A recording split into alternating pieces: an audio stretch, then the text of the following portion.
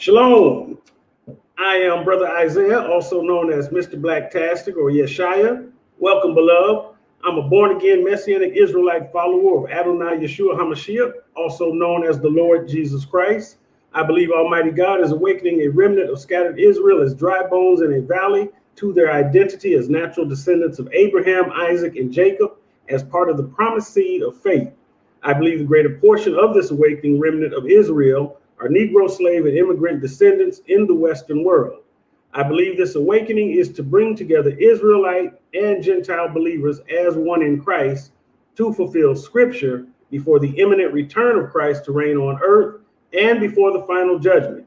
It is my sincere prayer that through the ministry of the Scriptures by the Holy Spirit, I may serve my generation as a prophetic voice to awaken Israel and all in need of salvation through the gospel of Yeshua Mashiach.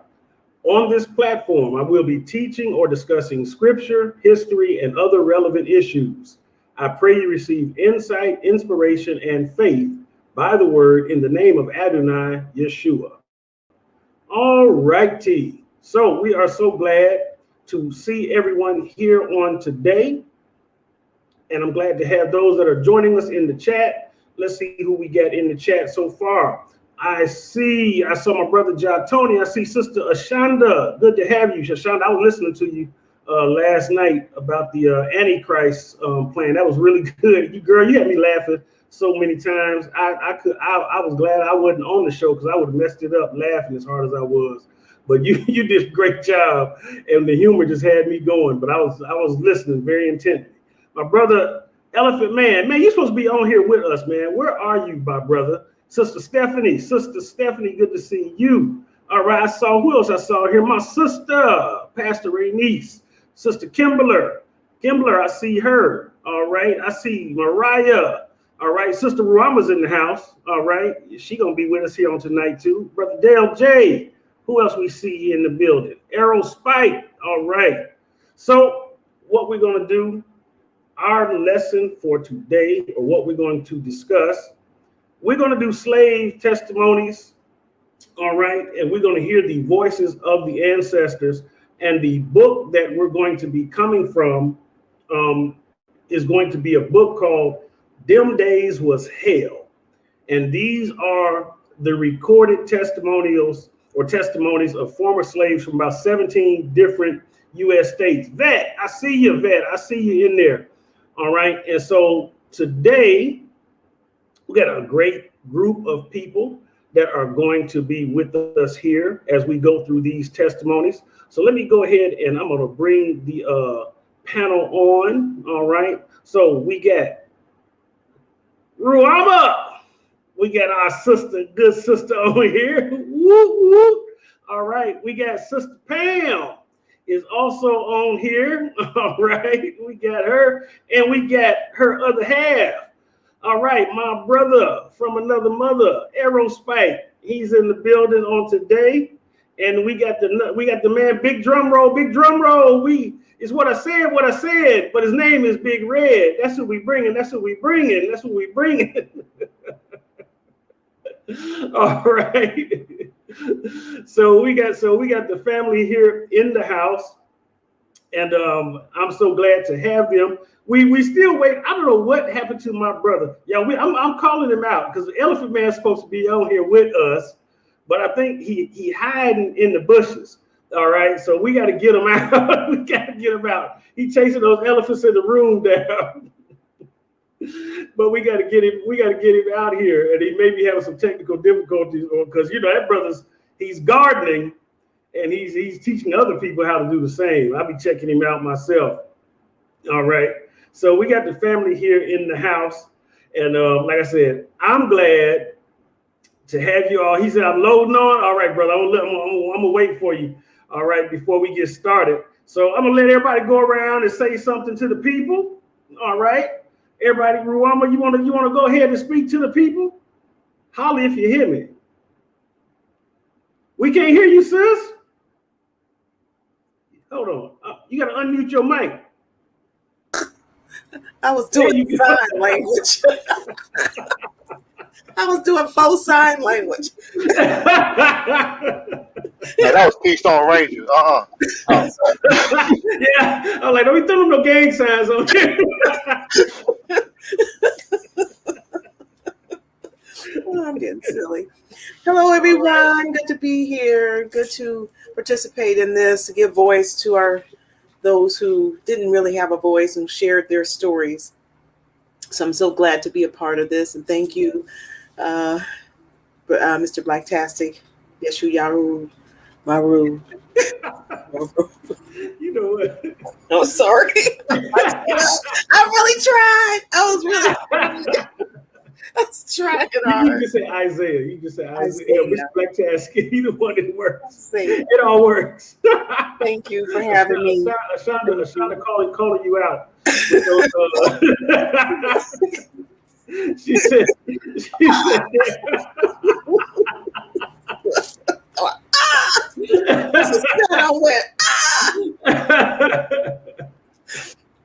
All right, Sister Pam in the house. Sister Pam.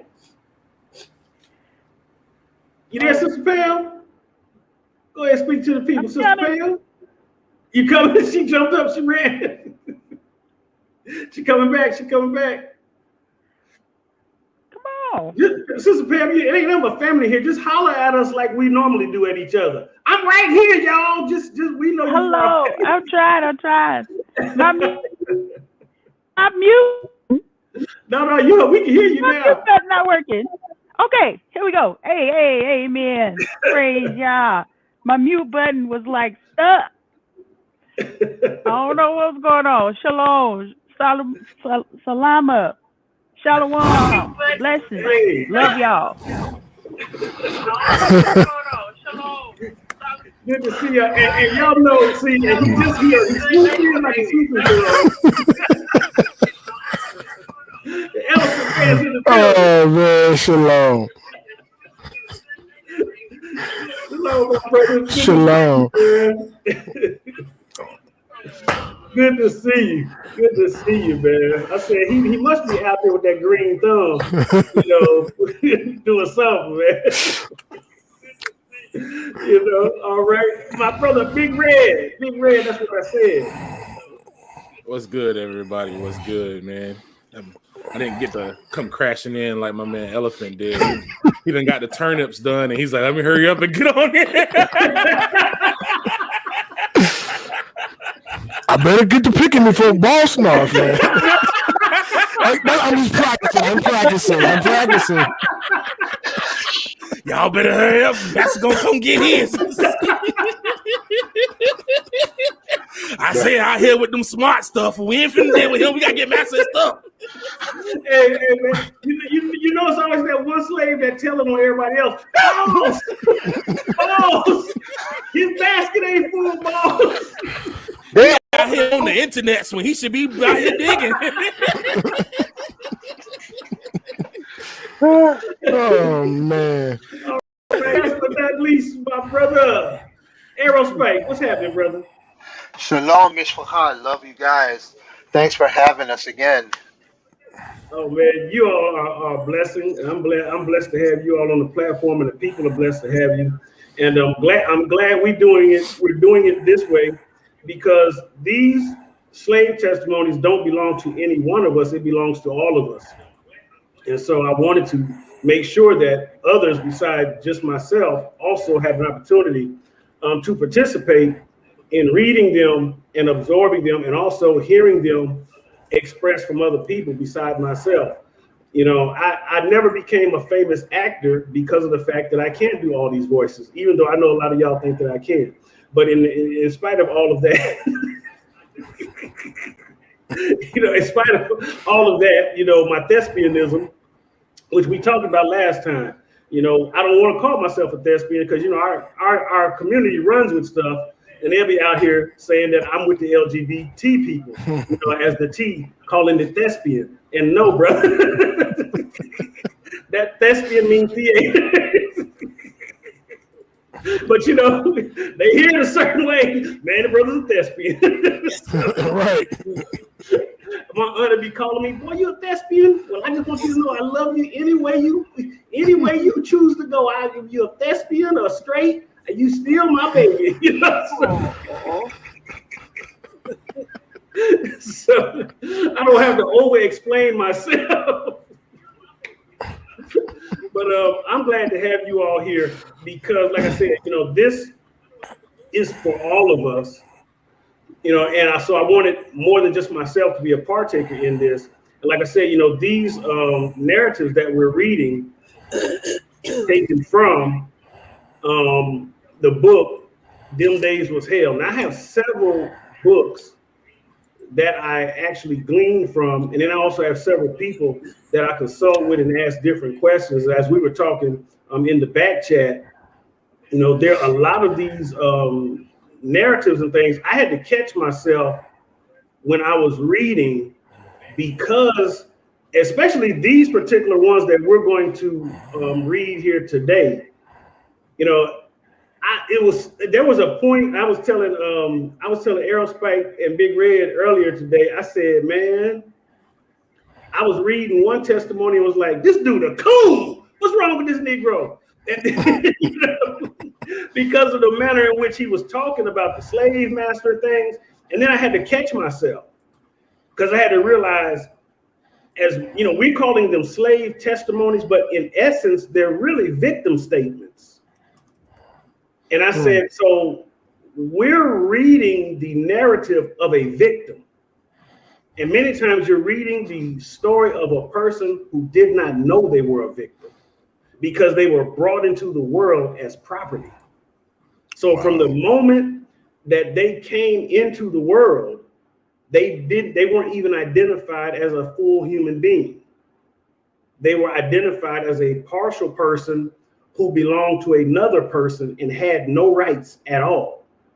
That baby could be taken from its mother's womb at that particular moment and literally sold to another property. And that mother would never get to see that child again. And somebody else would nurse that child.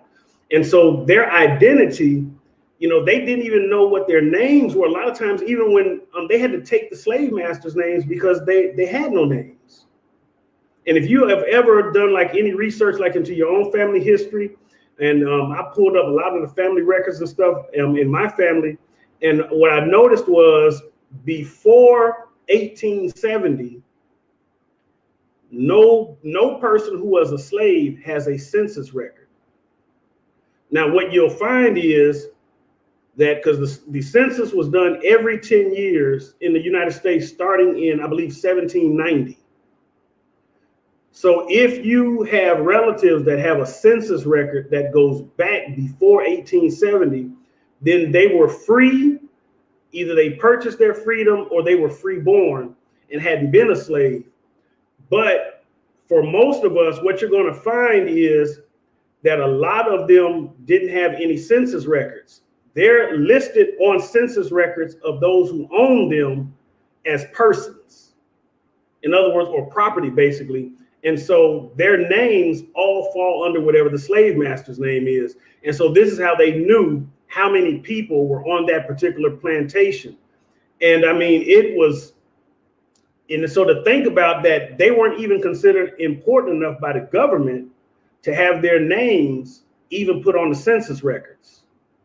So a lot of them didn't even have a last name. They were just whatever the master called them. And then after emancipation in 1865, they would often take the name of the slave master or the name of normally another slave master or person that they liked better. And then many of them didn't have anywhere to go when they were freed. They would end up turning around, staying on the same plantation as employees. And oftentimes, being subject to the same ill treatment.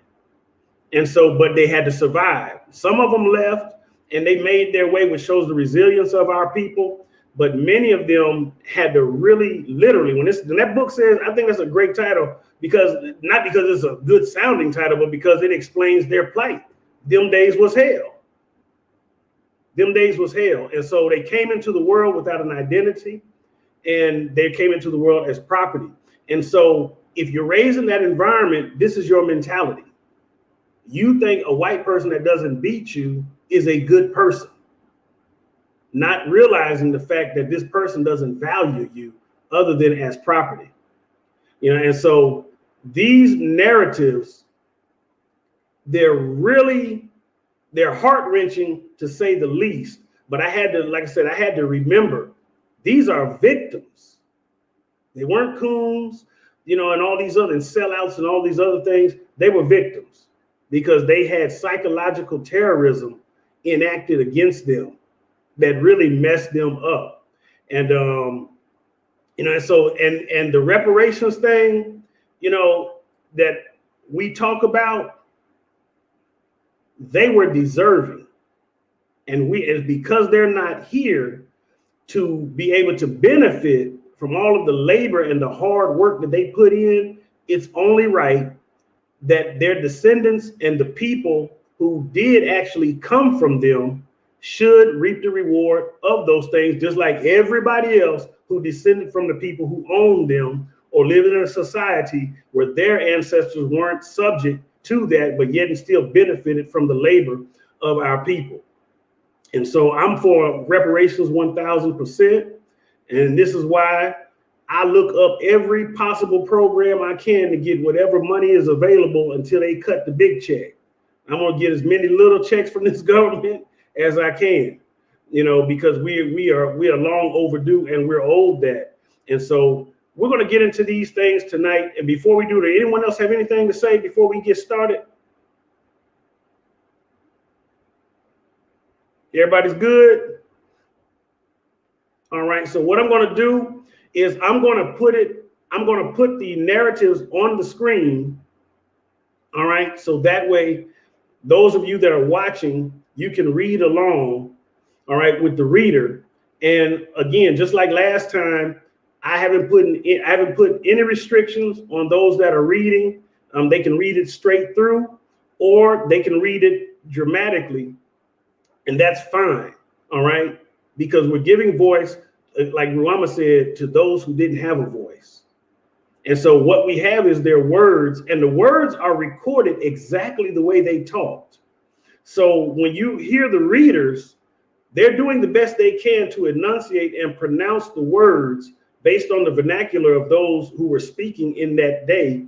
And you'll read the words on the screen, which are written out. And I think the interviewers did a great job by making sure not to make any corrections or things of this sort.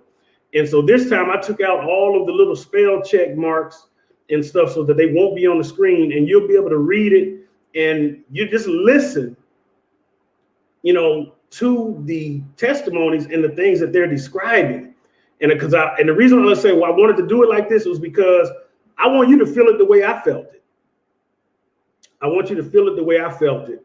And I know that for those who read last time, they definitely had a different experience in terms of how we hear and read these things. So this particular time, because we can go from state to state, but this time being that we just had Juneteenth last week, which is now a national holiday, they gave us a holiday instead of reparations. This is what they do. They placate us with, like what the young lady said, getting a holiday instead of reparations is like asking for a raise and getting a pizza party instead. So this is the kind of stuff they do to try to pacify us, and I'm not complaining so much about us getting Juneteenth, but I am definitely complaining about the reason why I believe they did it, because they know why they did it. All right. Like Dr. King said, we want the check. And Dr. King's dream isn't what got him killed, is him waking up and asking for the check that got him killed. And so we're going to read slave testimonies from those who were in Texas. And so because they were the last ones to find out, based on Juneteenth, the celebration started in Texas because most of them were the last to find out. And then one of the other things, too, that came up when I was talking to someone else, a Black history professor, he was telling me that a lot of the plantations were isolated. They were like their own little countries, own little worlds. So some of us might think, well, why didn't they send for Harriet Tubman to come get them? Or why didn't they, write Frederick Douglass? Well, number one, they were illiterate and couldn't write. Most of them, they couldn't read. And then because they were so isolated, like the way we hear about Frederick Douglass and Harriet Tubman and different ones, and Nat Turner and all these different people, we think that all the slaves knew about these people. They didn't. because the slave masters controlled the information.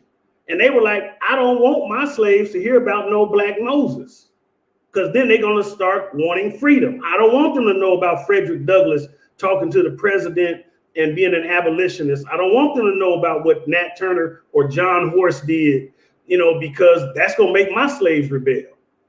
But the slaves, sometimes they had these networks where slaves from different plantations would meet out in the, in the woods, and they had their code words.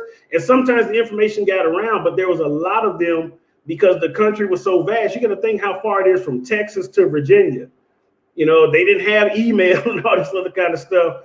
And so the information didn't always circulate. And this is why those that were in Texas and other parts of the country didn't know they were free. And many of them, as you hear from the slave testimonies, they didn't know they were free until after their slave masters got back from the war. And so this is going to be very eye-opening for a lot of us here tonight.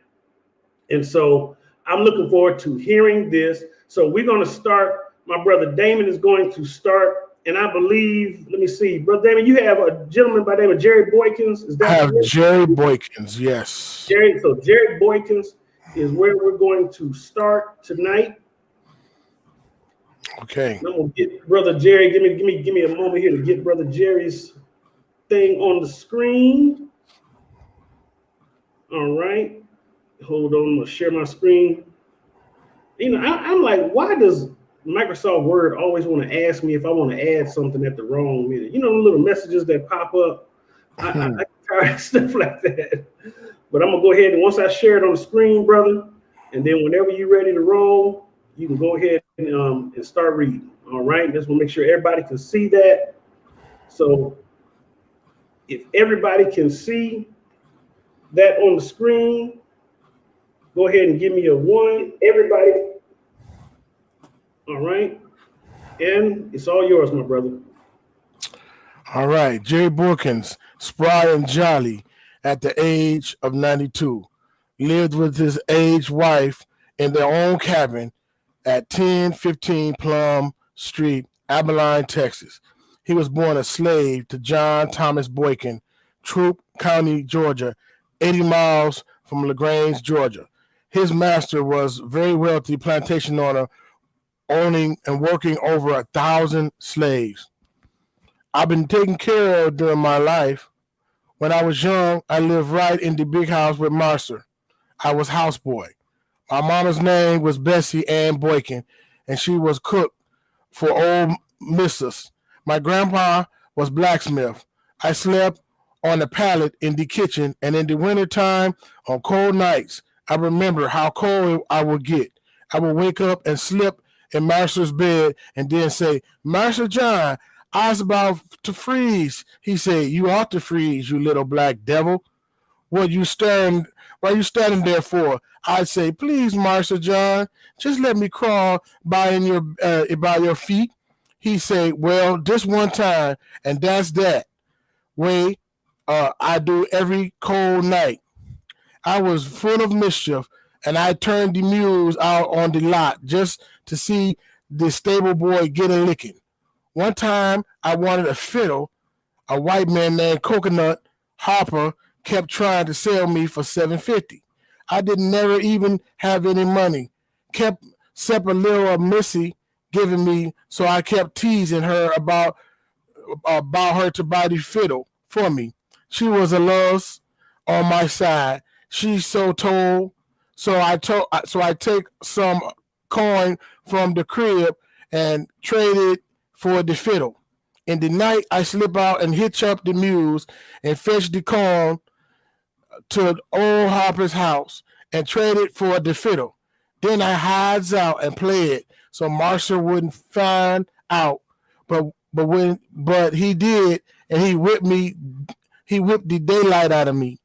When the Missy tried to whip me, I just wrap up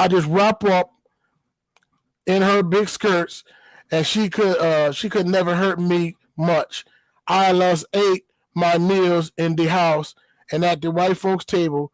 After they done ate, if I could sit at the master's chair, I would swell up like a toad. The marshal done all the whipping because they had 2 overseers killed on the plantation for whipping slaves till the blood run out their body. I was bothered with haints and spooks. I even meeting up even all my life. When I was younger, I was an old scratch I meet right in the road. Some without heads, I take to the heels, and then I stop and look around, and they be gone. I wore home heaven shirts till I was grown. Then I had some pants, and they was homemade too. The women gathered walnut leaves and dyed their goods black. I recollect when my master went to war, he called us in the kitchen and tell us he had to go over there and whip those sons of bees and would be back for breakfast. He didn't return for 2 years. I say, Master, we sure will have to wait at breakfast on you a long time. He said, yes, they's the hardest sons of bees to whip I ever had dealings with. When war was over, he called us together and told us we were free. He said, now I'm going to give you a big day, and after that you can stay and work for pay or you can go on. So he rolled out 2 barrels of whiskey and killed hogs and spread a big day. I want to tell you about how we kill hogs in my day. We dig the deep pit in the ground and heated big rocks red hot and filled the pit with water and dropped them hot rocks in and got the water hot. Then stuck them hogs and rolled it in that pit. Soon after, I was free. A man come for me from Louisville to hire me as a foreman in his cotton mule barn. So I went there and I worked in Kentucky for 18 years. 51 years ago, I married old woman Rachel Taylor of Corsica, Texas. And I think she's just as fine as the day I married her. We have 6 children and all work hard for a living. And we go on 1 little grandbaby, 10 years old. She lives here at our house, and we're educating her. I knows I's going to live to be over 100 years old because my master done told me so.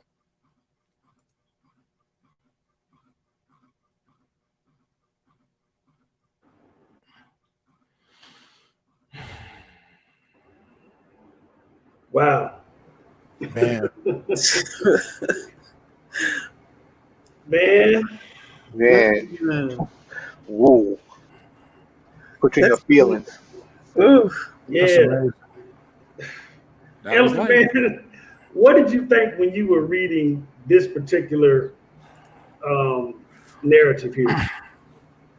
Man, it was so touching, man. I mean, I just think about survival. Like you were saying, they weren't coons, they was doing survival. If we was in that same situation, we'd do the same things, man. I think a lot of times they but they said, man, it's cold, and for the master to be like, man, you black devil, you can't come sleep up in here. You know what I mean? And then he'd be like, please, master, let me sleep in here. All right, just this one time. You didn't think he's doing a slave a favor, but it was very, very touching, man. It was amazing. Yeah, and I mean, just think he's sleeping at this man's feet. Yeah. And that's the best condition, I mean, for him. So it didn't even bother him to have somebody else feet in your face. Yeah. Because you're trying not to be cold. Yeah.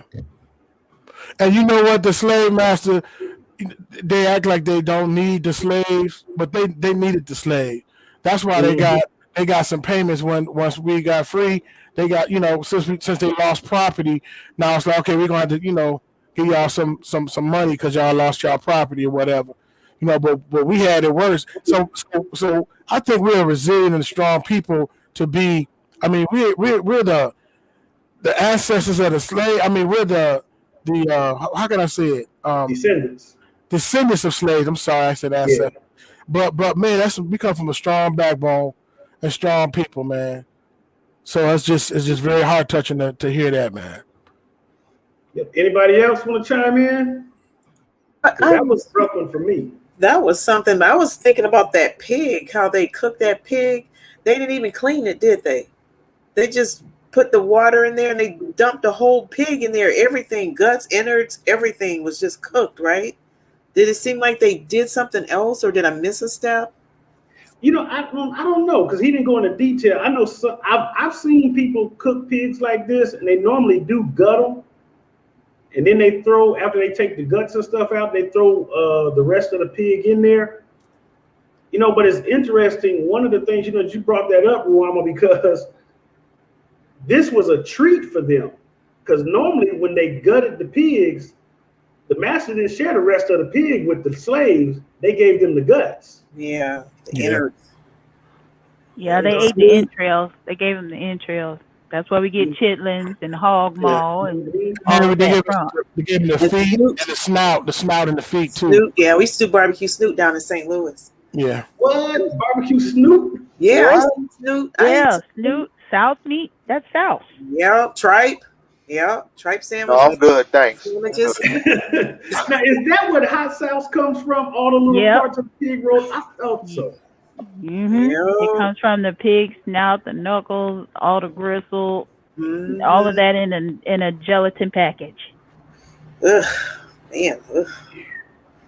Cause like I think this is the one I was reading. There's this one and there's another one that I was reading. Because when he said that he used to get the other boy whipped, I was like, "You little Uncle Ruckus." He was not. He probably didn't like that boy though. It could be. But you see, that's the psychological, the games they playing, having us turning on each other. Because those whippings, these weren't like getting pinched in church. This was a real whipping. Yeah. Big strap. You know? Big. Man. And so I'm just like, Master only got so much strength, so if he focusing on him, then he can be clear. He can be in the shade. He did say he was mischievous. Full of mischief. yeah. That's what it said. Yeah, not hot sauce, y'all. No, don't y'all be getting on the. Now we love hot sauce. This It's is hot the boy they sauce. brought us a hot sauce. Yeah, not hot sauce. Oh man, you hurt So some bad. feelings, boy. They was about to, man. Sunday that killed me. Said, hot sauce. I saw No hot sauce. Thank you. That's the sacred anointing oil. Boy, look here. I was gonna Put that say hot sauce on everything. you was gonna have negative black viewers. Hot sauce is blasphemy to my taste buds. Mm-mm. Hot sauce is the stuff. Kenny We got hot to sauce. reprogram Aerospace. He talking about hot sauce bad, y'all. Oh no. But there's this stuff called hot sauce, and when you look at the meat, it does look like a lot of parts thrown together and then compressed together to make this processed meat that they sell in the store even as we speak. Yes, You know, it's as like cold cut. spam, but it's that. Yeah. It's like Oh, now I remember. Sorry, I thought I heard hot sauce. Yeah, sauce meat. sauce. Yeah. Sauce. Yeah, you eat that with crackers. Yeah, No. Well, that's trash. Thank you. yeah, it's the pig ears, pig Yeah, I feet, mean that. pig nose, all of that. Snoot, I And you know, mean, I mean, that some saying dirt. of from the rooter to the tutor, that was for Yep. real. Yep. We laugh about it now, but you think about it, this was their survival. yeah. You know, and like I was doing some research and I was asking some questions of some other historians, and they were basically saying, you know, like the history, like a lot of us getting sick now. You think about this, Mhm. we didn't develop a lot of the issues like with diabetes, all the high blood pressure, all these different things until our diets got changed in slavery. Yeah. Because most of this stuff that we were introduced to, we didn't eat it. Like you don't hear about in a lot of these places that we come from, stuff like lactose intoleration and all this other kinds of things. But our diet was changed so dramatically. And you think about things that affect us. And what I realized was some of the things that affect us, when they try to say it's black people, this is not global. This is black people in the Western hemisphere. Because when you start to talk to people that come from other countries, they don't have a lot of these issues that we have. And a lot of us got the same ancestral connections, but why don't they seem to suffer from these types of issues? And then when you notice that other foods like that's been westernized are being introduced into those other countries, and now they're being incorporated in their diets. Now we're starting to hear that, oh, now they got this and now they got that. And so it's like they ruined us on a lot of different levels. Yeah. And this is one of the reasons why I'm doing a study on the dietary laws, not because I think we got to keep the dietary laws to be holy, but because I think we probably need to take another look at it to be healthy. That makes sense. That's on point. A lot of the stuff in the dietary laws, when you really look at it, like they eat dead things, they consume, they're really bad for you. There's a lot of things that really are not good for you. And a lot of the food now is just straight GMO too. So gum is GMO. You can't even get a good chew now. No, nothing in America is natural. I remember this dude I worked with, his mom stayed in the UK for like 9 years. And when she came back here, he said she kept repeatedly saying that the food over here is terrible. The food tastes terrible, because she was able to walk down the street to a fresh farm and get fresh eggs. And, now all our eggs come through a factory from a chicken that was fed, hormones and all kinds of growth blockers. Like that chicken come out looking like Arnold Schwarzenegger. It's all jacked up. He can't walk on his own feet. Yeah, they have there. That's a real thing. Like they'll have chickens that can't walk, even pigs. They're so big that they can't even walk. Yeah. Even the organic stuff ain't organic. Yeah, I saw that on a documentary where the pigs they couldn't walk. They were too heavy for their own feet. They just sat there. Messed up. All right, so we're going to get to the next one. So next up, Sister Ruama, you ready? Yes, I am. All right, and I believe that you are reading Sarah Ashley, if I'm not mistaken. If that's correct. Is that correct? Yes, sir. All right, so we got Miss Sarah Ashley coming to the stage. And so I'm going to go ahead and put that on the screen. And if everybody can see that, all right. And if everybody can see that, then let me go ahead and make it full screen and take us off the screen. Oh, that's great. That's great. All right, so I'll make it real big. How's that right there? It's pretty good? That's good. Thank you. Yes. All right. All right. Sarah Ashley, 93, was born in Mississippi. She recalls her experience when sold on the block in New Orleans and on a cotton plantation in Texas. She now lives at Goodrich, Texas. I ain't been able to do nothing no more. It's just plumb give out, and I stays here by myself. My daughter, Georgia Grind, she used to live with me, but she been dead 4 years. I was born in Mississippi. And Master Henry Thomas buy us and bring us here. He a speculator and buys up lots of niggas and sells them. Us family was separated. My 2 sisters and my papa was sold to a man in Georgia. Then they put me on a block and bid me off. That in New Orleans. And I scanned and cried. But they put me up there anyway. First, they take me to Georgia, and they didn't sell me for a long spell. Master Thomas, he traveled round and buy and sell niggas. Us staying the speculators drove the long time. After a while, Master Moses Davis came from Cold Spring in Texas and buys us. He was buying up little chillin', for he chillin'. That about 4 years before that first war. I was 19 years old when the burst of freedom came in June, and I get turned loose. I was working in the field then. Just before that day, old massa, he got off and buy more niggas. He go east. He on a boat and what get stove up and he die and never come back no more. Us never see him no more. I used to have to pick cotton, and sometimes I pick 300 pounds and tote it a mile to the cotton house. Some pick 300 to 800 pound cotton, have to tote the bag the whole mile to the gin. If and they didn't do their work, they get whipped till they have blister on them. Then if and they didn't do it, then man on a horse go down the row and whip with a paddle mate and with holes in it and bust the blisters. I never get whipped because I always get my 300 pound. Us have to go eat early to do that. When the horn go early before daylight, us have to take the victuals in the bucket to the field. Massa have the log house and us live in little houses, strolled in long rows. There weren't no meetings load in the quarters, and if they have prayer meeting, the boss man whipped them. Sometimes us run off at night and go to camp meeting. I takes the white children to church sometimes, but they couldn't learn me to sing no songs because I didn't have no spirit. Us never got enough to eat, so us keep stealing stuff. Us has to. They give us the peck of meal to last a week and 2-3 pound bacon and chunk. Us never have flour or sugar, just cornmeal and the meat and taters.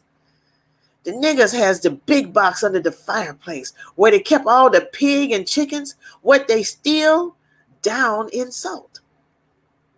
I see the man run away, and the white man got the dogs, and they caught him and put him in the front room, and he jumped through a big window and break the glass all up. They sure whips him when they catches him. They weighed, they whipped, their niggas was to strip them off naked and whip them till they blisters and busted blisters. Then they take the salt and red pepper and put it in the wounds. After they wash and grease them and put some on them to keep them from bleed to death. When the boss man told us freedom was come, he didn't like it, but he gave us all the bale of cotton and some coal. He asked us to stay, and he would decrop, but we are so glad to get away that nobody stays. I got about $50 for the cotton, and then I lent it to a nigger, which never pays me back yet. Then I got no place to go, so I cooked for a white man named Dick Cole. He's supposed to give me $5 a month, but he never paid me no money. He give me eats and clothes because he had the little store. Now, I was all alone and thinks of them old times, what was so bad, and is ready for the Lord to call me. Sarah Ashley. Wow. You read that thing. Man. You sure did. No. Come on, That Sid. was awesome. That was awesome, Ruel. Man. Hey, so Wow. dudes back in the day. Yeah. This just goes to show that these dudes that be out here taking these females Social Security, talking about they gonna bounce it, ain't nothing new. Cause she said she lent that money to somebody and never Yes, got also, it. $50 was a lot of money. Yeah, that's a lot That of was money. a fortune. She Yeah. gave that cat a lot of money. That was a lot of money. And I think she did mean I lent that nigga some. Yeah, that's how I took it. You like, come on, baby. You know, I take this and I goes over there. I hit these cracks. I lent get that this. And nigga some. Nigga better have my money. this ain't nothing new, man. The game was being played. Man. Wow. That was amazing. That was That was awesome. good. Two things stood out though, that not just only the pain, but the torture. Like if you get whipped, you put some red powder in the sore. That's Pepper and crazy. That's just Pepper. unbelievable. Red pepper. That is evil. That is just sheer Like, who evil. thinks of that? The things that they would think of to torture, to do harm. I mean, it's hard. I'm driving down the street. I swerve to not hit a squirrel. You know what I'm saying? It's like, you know what I mean? It's just the thought of something going scrunch under your car, you know? and here they are. They didn't see us as human, but those are, you know, I just can't, you know, wrap my head around that. You know, you hear these things and the lives that they lived and how they were treated and mistreated, and then how they can form their mouths today and say, well, we didn't do anything. We don't owe y'all nothing. Fix their mouth to say that. Ooh. Well, one thing that she said, I didn't understand when she said, I couldn't sing because I didn't have no spirit. Does that mean did they teach us that we wasn't going to be able to go to heaven because we didn't have no souls, or I didn't? No, I they didn't probably understand. in one of them churches. They were in there singing, "Father, keep my soul from hell." One of those kind of things, You know Oh, how they okay, play that okay, big I didn't old pipe understand that. organ, and then everyone's got to stand there. Oh, And one she of was those. Yeah. probably also taught that she didn't have a spirit. She was You know what? probably also taught I'm that sorry, as Pam. Go well. ahead. Oh, I'm sorry. No, Go no, on. no. You go ahead. Go ahead. Talk. You No, talk. she was also probably taught that she didn't have a spirit. They always taught them that they weren't, human anyway. That was Yeah. the teaching. Yeah. Yeah. You know what came to my mind when I heard her say that part about not having any spirit. I think it reminded me of Psalm 137. Yeah. Yeah. Mm. Hang your And harp on the willows. yeah, that's what it reminded me Mm. of when Yeah. it was not that she couldn't sing Mm-hmm. and didn't want to sing, but Oh, that just heart, she wasn't wasn't it? gonna sing for their entertainment. Right. Mm-hmm. Here, it says, Mm. Psalm 137, it says, how shall we sing the Lord's song? Or by the Mhm. waters of Babylon. And this is Mystery Babylon, just to be honest. This is where we're at. Yep, that's it. This is That's Mystery good. Babylon. And Babylon, there we this sat. captivity, it was captivity for them for real. They were Mm. literally property. Mhm. All right. Nothing. Oh, We Father. are in our sojourning coming out of the captivity that they endured, but we're still in Babylon. Yep. And that's the same situation that a lot of Israelites were in, even after the decree had gone forth for them to return back to Israel. A lot of them were so institutionalized by the enslavement or the captivity in Babylon that a lot of them stayed. Mm-hmm. A lot of Israelites never went back to the promised land. A lot of our people went further east. They stayed in Babylon, they stayed in Persia, they went into India. And this is long before Rome destroyed Jerusalem. Yep. But Psalm 137, I'm just going to read it real quick because it's short. It says, by the waters of Babylon, there we sat down and wept when we remembered Zion. And this is what I felt from Sister Sarah. On the willows there we hung our lyres. For there our captors required of us a song of songs, and our tormentors mirth, saying, sing us one of the songs of Zion. They were mocking him. Yes. Mhm. How shall we sing the Lord's song in a foreign land? Mhm. If I forget you, O Jerusalem, let my right hand forget its skill. Mhm. Let my tongue stick to the roof of my mouth. If I do not remember you, if I do not set Jerusalem above my highest joy. They were singing about getting back home. Mhm.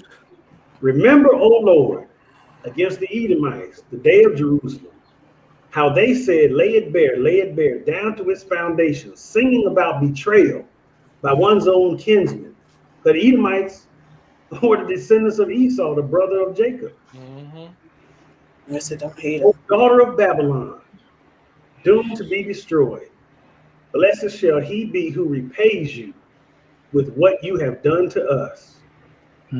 Blessed shall he be who takes your little ones and dashes them against the rock. Mm. They That's don't like it. that part. They don't like that part. No, because see, this is the song of someone who has been enslaved. Mm-hmm. Mm-hmm. And this is Yep. what I was thinking about when you were reading that. You did such an excellent job Thank you. Blessing to you. because, we got a picture of her at the end. And, her last statement was, I'm just ready to leave. That's what she said. I want to see the Lord. I want to see the Lord. Mhm. I'm ready for the Lord to take me. Yeah. And I just think about that and I look at, and I just, She has seen so much horror, and just, man, just the things that they had to go through, just the things that they experienced, even, after the so-called freedom from slavery, the sharecropper stage. Because I remember, my mom telling me stories about, because she worked on a sharecropper farm. Her dad, she said, every time the boss would come by, he would be on this horse. And she said she would hate the way her father would just hold his head down.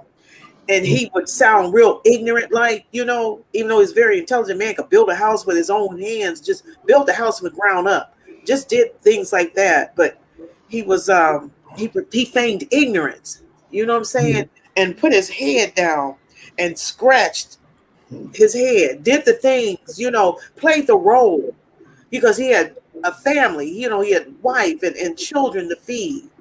And she said she would hate that, and that bothered her. Isn't that something? Because she remembers that. And if they had to have a certain amount picked, and she had to have a certain amount picked. If she didn't, her dad would whip her.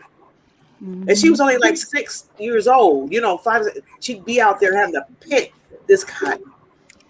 So it's very personal still. I mean, this isn't so far away that, so far away removed. Right. Right. You said that, it made me think of something. When Harriet Tubman was born, Thomas Jefferson was still alive. When Harriet Tubman dies, I think Ronald Reagan was alive or something like this. So yes. When people say that, oh, this was so long ago, no, it was not that long ago. No. It was not that long ago. Not that long ago. No. And I want my check or cash or mules, donkeys, whatever, and 2 sticker bars. You think a lot of these people died when some of our parents and grandparents were still alive. Yes. I mean, my grandfather was around in the 1900s. Yeah. My mom and dad were born in 54. And see the things that they experienced and saw, even in my own lifetime, to see and experience racism as a young child, having been spit in the face, they call nigger. I've experienced that, being chased out of town and spit on and nigger, get out of here. You don't belong here, nigger. Been there.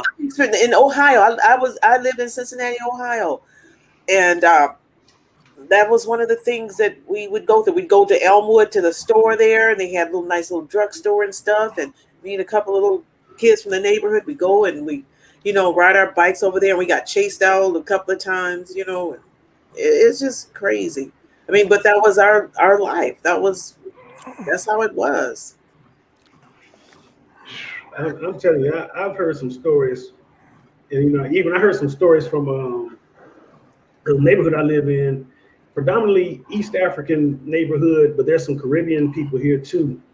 And I've heard some of the stories of things that happened in the Caribbean as well from different people. Because even after, one of the things I found, because even after we were emancipated here in the States, in some of the Caribbean countries, in Mexico and different places, they still had slavery going on until almost, in some cases, almost the 1900s. Even after they supposedly stopped it, they were still legally keeping people as slaves and things of this sort in a lot of these different places. So you think about the scattering of the people, the enslavement of the people, the brutality and things that people went through in the West, period. I mean, from the United States all the way down to South America, and everything in between. And then to hear Mother Ashley say what she said, it just, like I said, you see the parallel there with Psalm 137 and things. This was their cry, this was their song, and it's something. All right, so we got the next up, Big Red. You ready, my brother? Hey, we got Yes, sir. Mr. Will Adams is going to be the next one of the ancestors that we hear from. All right, and I'm going to go ahead and put that on the screen. Mr. Will Adams. Like I said, all of these that we're reading today are from Texas. And you can hear how they felt about when freedom came and different things of this sort, because they all lived through what we now are calling Juneteenth. And Yep. so everybody got the information at different times. All right, brothers, it's all yours. All right, this is Mr. Will Adams. Was born in 1857, a slave of Dave Cavin in Harrison County, Texas. He remained with the Cavins until 1885, then farmed for himself. Will lives alone in Marshall, Texas, supported by a $13 monthly pension.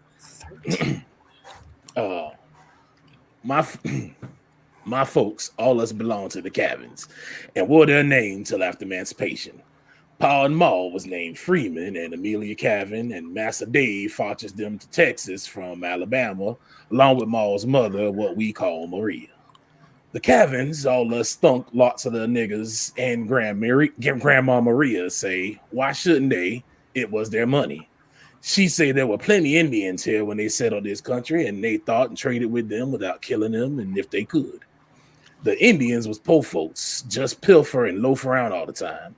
The niggas was a heap sight better off than they was, because we had plenty to eat and places to stay. So I got they mic not muted. I don't know who that is. Young Massa Tom was my special massa, and he still lives here. Old man Dave seemed to think more of his niggas than anybody, and we thunk lots of our white folks. My pa was leader on the farm, and there was no overseer or driver. When pa whip a nigga, he needn't go to Massa Dave, but pa say, go your way, nigga. Freeman didn't whip you for nothing. Massa Dave, all us believe pa, because he told us the truth. One time, a peddler come to our house, and after supper, he goes in, see about his pony. Pa done feed that pony 15 years of corn. The peddler tell Massa his pony ain't been fed nothing. And Massa get mad and say, be on your way if you want to accuse my niggas of lying. We had good quarters and plenty to eat. I remembers when I was just walking around good, Paul come in from the field at night and taking me out of bed and dressed me and fed me and played with me for hours. Him being leader, he's gone for the day till after night. The old heads got out early, but us young scraps slept till 8 or 9 o'clock. And don't you think Master Dave ain't coming around to see we is fed. I remembers him like it was yesterday, coming to the quarters with his stick and asking us, had your breakfast? We say, yes, sir. And then he asked if we had enough or wanted more, and he looked like he taking pleasure in seeing us eat. At dinner, when the field hands come in, it am the same way. He would show that pot liquor was filled as long as the niggas want to eat. The hands work from sun to sun. Massa give them little crops, and they let them work on Saturday. Then he brought the stuff, and the niggas go to the Jefferson and buy clothes and such like. Lots saved money and bought freedom before the war was over. We went to church, and the first white preacher preached, and then he learns our colored preachers. I seed him ordain a colored preacher, and he told him to all us be honest. When the white preacher laid his hand on him, all the niggas get the hollering and the shouting and praying. That nigga get most scarred, most to death. On Christmas, we had all we could eat and drink, and after that, a big party. And you ought to see them gals swinging, they partners round.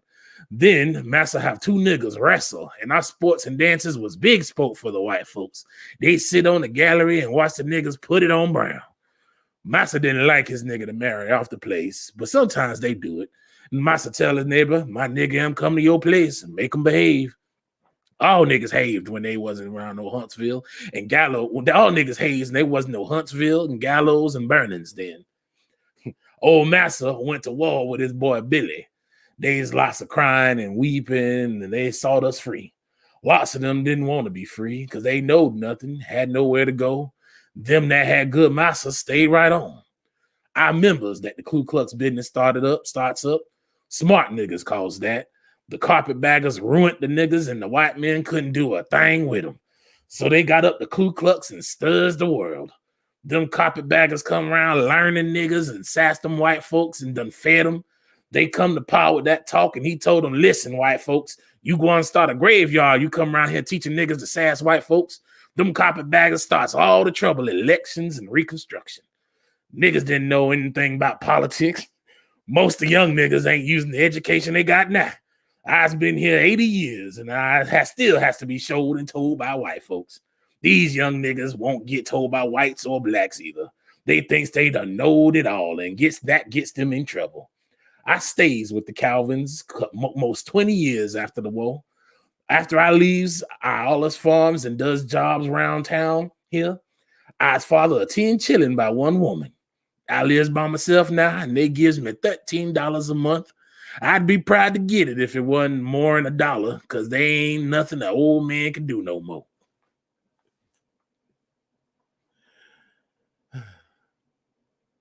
That was Mr. Will Adams. Well, so really. Brother, That was Mr. Will. the whole time you read that, the one thing that came to my mind, that was this.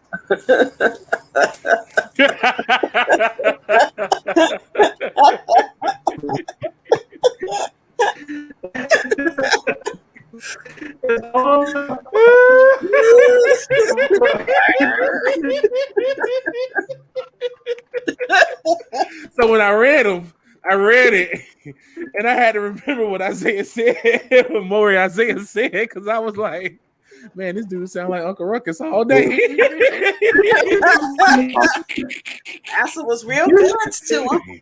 Them carpetbaggers come around, them, they ain't need to learn about no learning. I said, that was a real life Uncle Ruckus right there. And I was mad after reading that. Then I had again snap myself back and I said, you know what? This is a victim statement.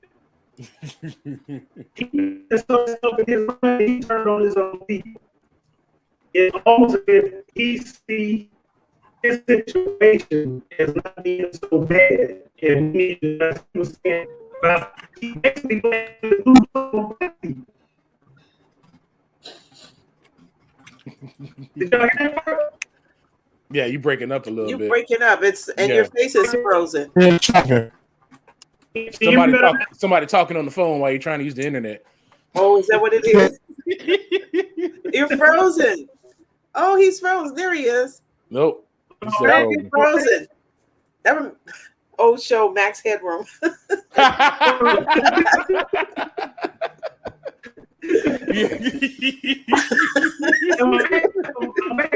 Remember that? Oh, I remember that. Okay, That's how he's talking right now.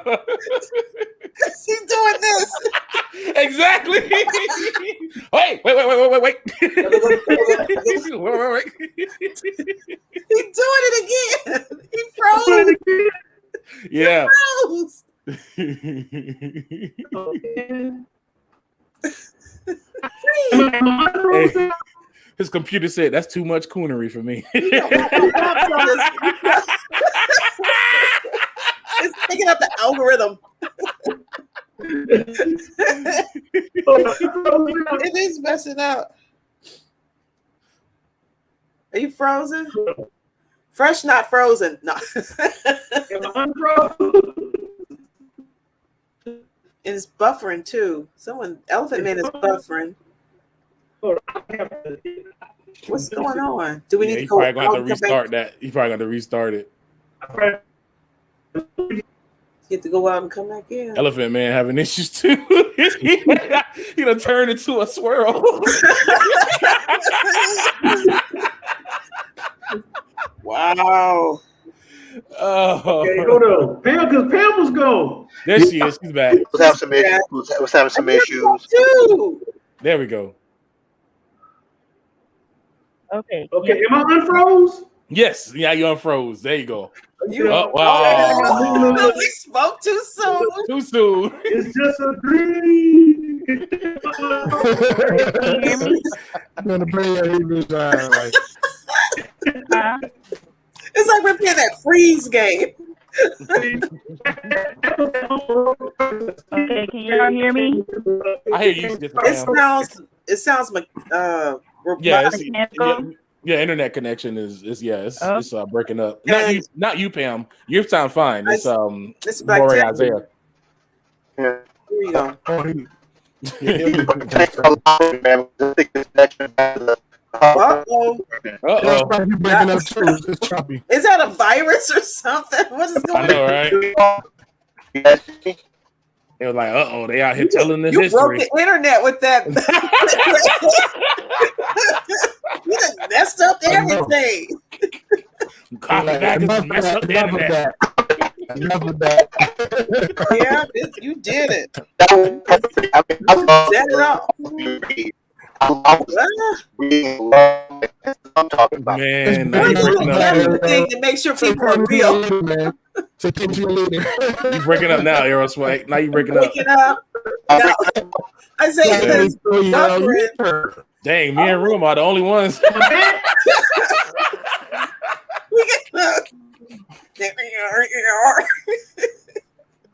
Do the robot. I know. We lost somebody else. No, am I breaking up? You're breaking up. I done broke it off. And then Dang, this little man. stupid thing popped up. It was them carpetbaggers teaching them niggas to sass some white folks. That's some niggas that stole that $50. It's your fault. Okay, how do I sound now? Fantastic. You sound like a robot. Do? Yeah. I'll go out and come back to the studio. Okay. All right.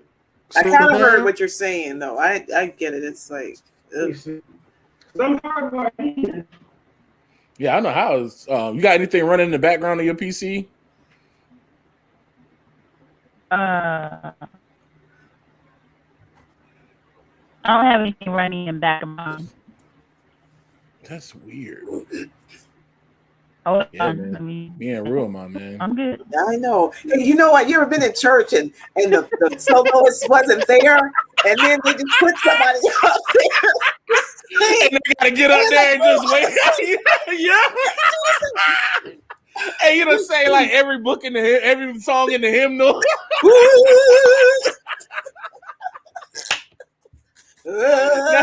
Y'all, we just wait on the Lord. We just don't wait on God. Praise.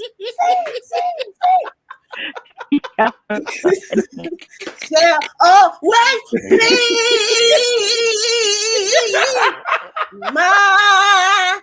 My head thing coming home. Hey.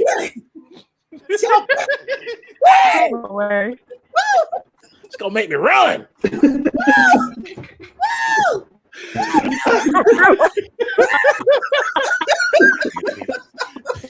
Then you had that long testimony service, and that lady that get up and overshare come up.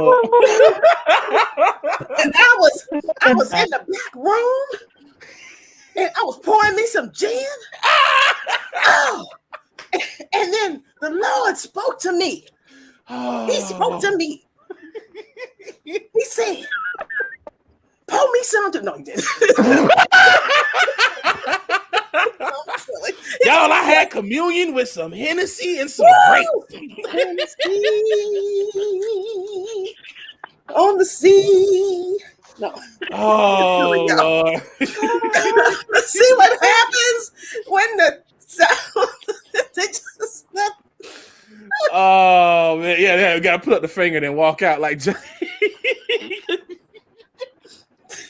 For that usher come and catch you because they praying, so they close. No, it's tithes time. That's when they close the door. You can't leave. I was at a church one time. They would close the door during tithes, and you could not leave. Yeah, I was one of those ushers at the door. They're like, shut the door. And sometimes they wouldn't let you in when it was offering. They said, do not let anybody in. And I'll be at the door like, nope, you can't come in. And you can't come in. Nope, you can't come in. And they said, take the gum. If you see somebody chewing gum, go up to it. I was a gum taker. I go up with the envelope. Oh, no. Spit it out. Can't chew this gum in the... No, you not chewing gum up in here. No gum up in here. No gum up in here. Because they put it in the carpet. Because, they were like, oh, it's going to get in the carpet. On the pews. On the pews. Stick it underneath the pew seat or something. You know how that... Plenty of gum underneath the pews. Yeah. Yeah, you don't want to be the one that has to touch somebody else's saliva. Mm-hmm. Yeah. intuitiveness doesn't know. I did know a person though. She found some. She told me that she said she was walking down the street as a kid, saw some gum and just picked up and chewed it. I'm like, oh. I couldn't even. Oh. Who does that? Oh. Who does that? Oh. That's a no. I've never heard of anyone doing that. Never heard of anyone doing that before. But it was one of those palm colors. So yeah, that makes sense. That makes sense. That makes sense. Yeah. Oh, because they'll make that stuff in the toilet. Do you see that when they were cooking stuff and they made a punch or something in the toilet? Oh my! I know people just be doing this stuff for clout, but I'm like, come on, man. I don't care how much you clean that toilet, unless that's just like a brand new toilet. I don't care if it's a brand new nothing. No. Just, I ain't coming to your house. Don't bring nothing to no pot. In fact, that's why I don't do potlucks. That's why I'm delivered from potlucks. You know, them work potlucks. Unless it came in a box from a store, I ain't. Then that's even suspect. You don't know how people is weird now. People are weird. Yeah, they are. Yeah, they are. Yeah, they are. I can say in all my years working in corporate America, there's only been one group of people I've seen walk into the bathroom and walk out without washing their hands. It's like they just lift their hands up and it's sanitized. Just get up in there and walk out. I'm like, well, like you didn't wash your hand. Did you? It's no wonder we got a bug going around the world. And then try to put it on us. Like, right. My hands are raw. I clean my hands so much. It's like, no. I tie my own hair up if I'm cooking something. I tie my hair up. Yeah. I'm very careful. I'm giving somebody some water. I'm holding it out.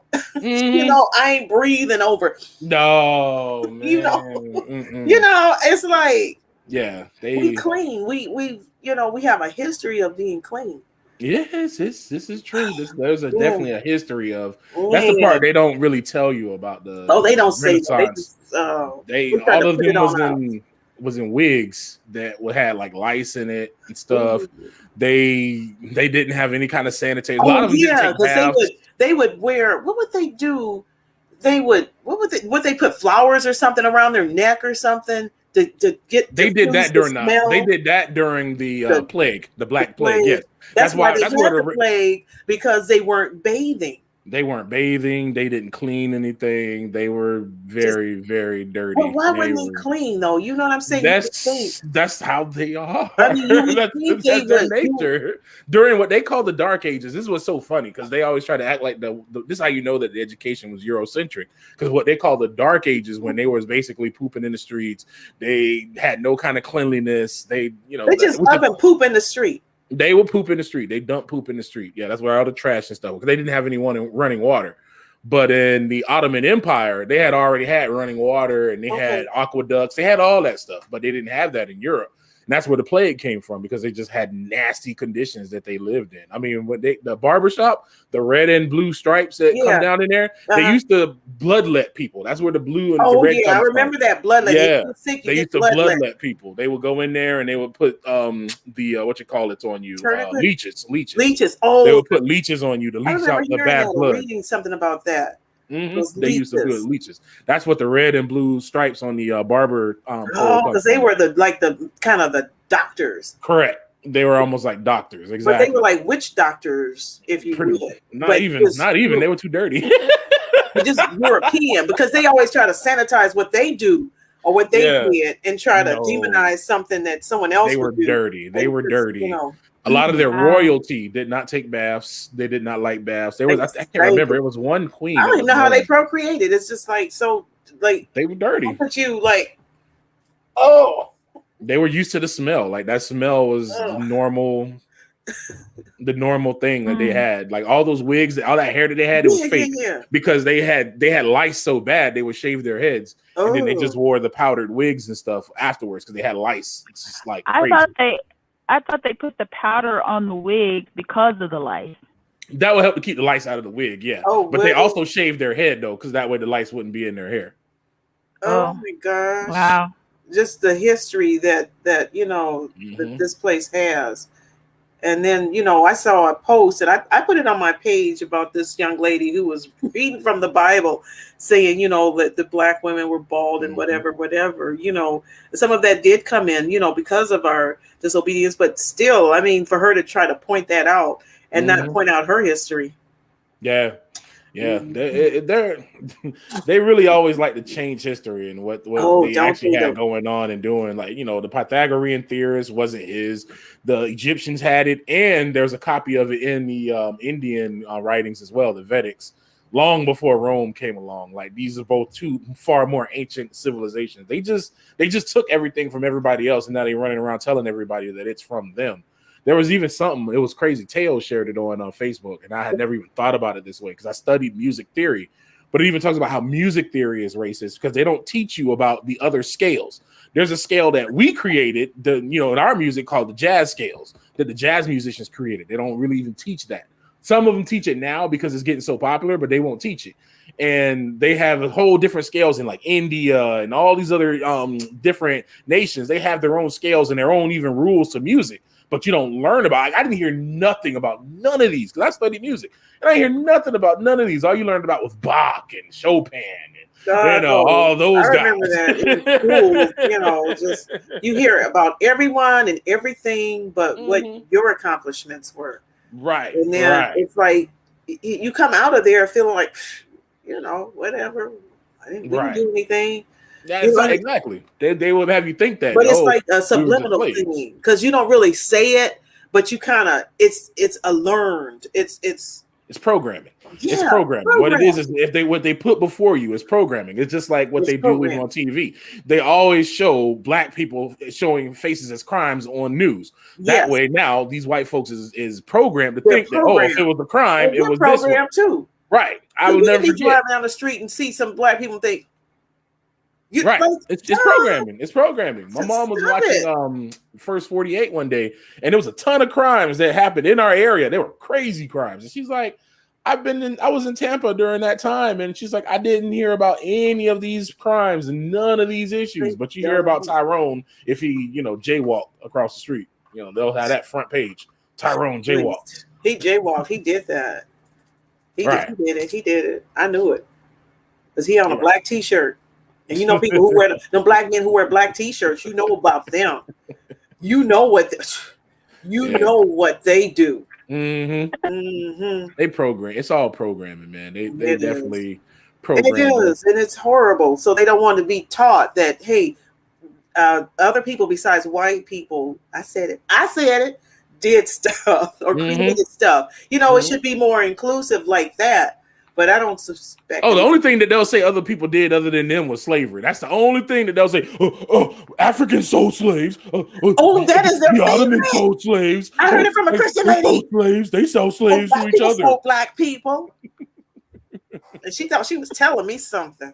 They do that all the time. Like that's all you can do sometimes. Just make a face. It's like, if I didn't laugh sometimes, I'm telling you, I know I get real goofy sometimes, especially, but it's like for me, it's a way to relieve stress. It is because if my head would just like, no, it's asinine. It's absolutely asinine. There's no other word for it. It's just asinine. And it's crazy. It's what y'all say. They're foolish people because when you really look at it, they are. Yeah, it's a foolish nation. It don't make any sense. It doesn't make any sense. And I put another post on this lady. I don't know who she was, but she was saying they're blind. They really don't know that they are doing these things, and they think you're just like crazy. Just like, don't you? I can see you. You don't see what you're doing. You don't see how this. Case in point, I signed up for something for my job for a like some kind of racial group talk or whatever. One of them, they gave them little fancy names. You know what they do. And we're all going to come together and we're going to talk, right? I didn't know that it was just the panel that was going to talk. I'm used to just, either in the chat or something, saying something. I'm just accustomed to how we do it, And I guess y'all got me spoiled, being around Israel, because we good people. Mhm. But oh no, I get on there and I didn't know that somebody else could see what I was putting down. I thought because I was addressing this person because I didn't know how their stuff worked. Oh, I put what I put, and I didn't know that other people could see it. Oops. I know. Oops. Because I had some concerns. I said, I have some concerns about this and that.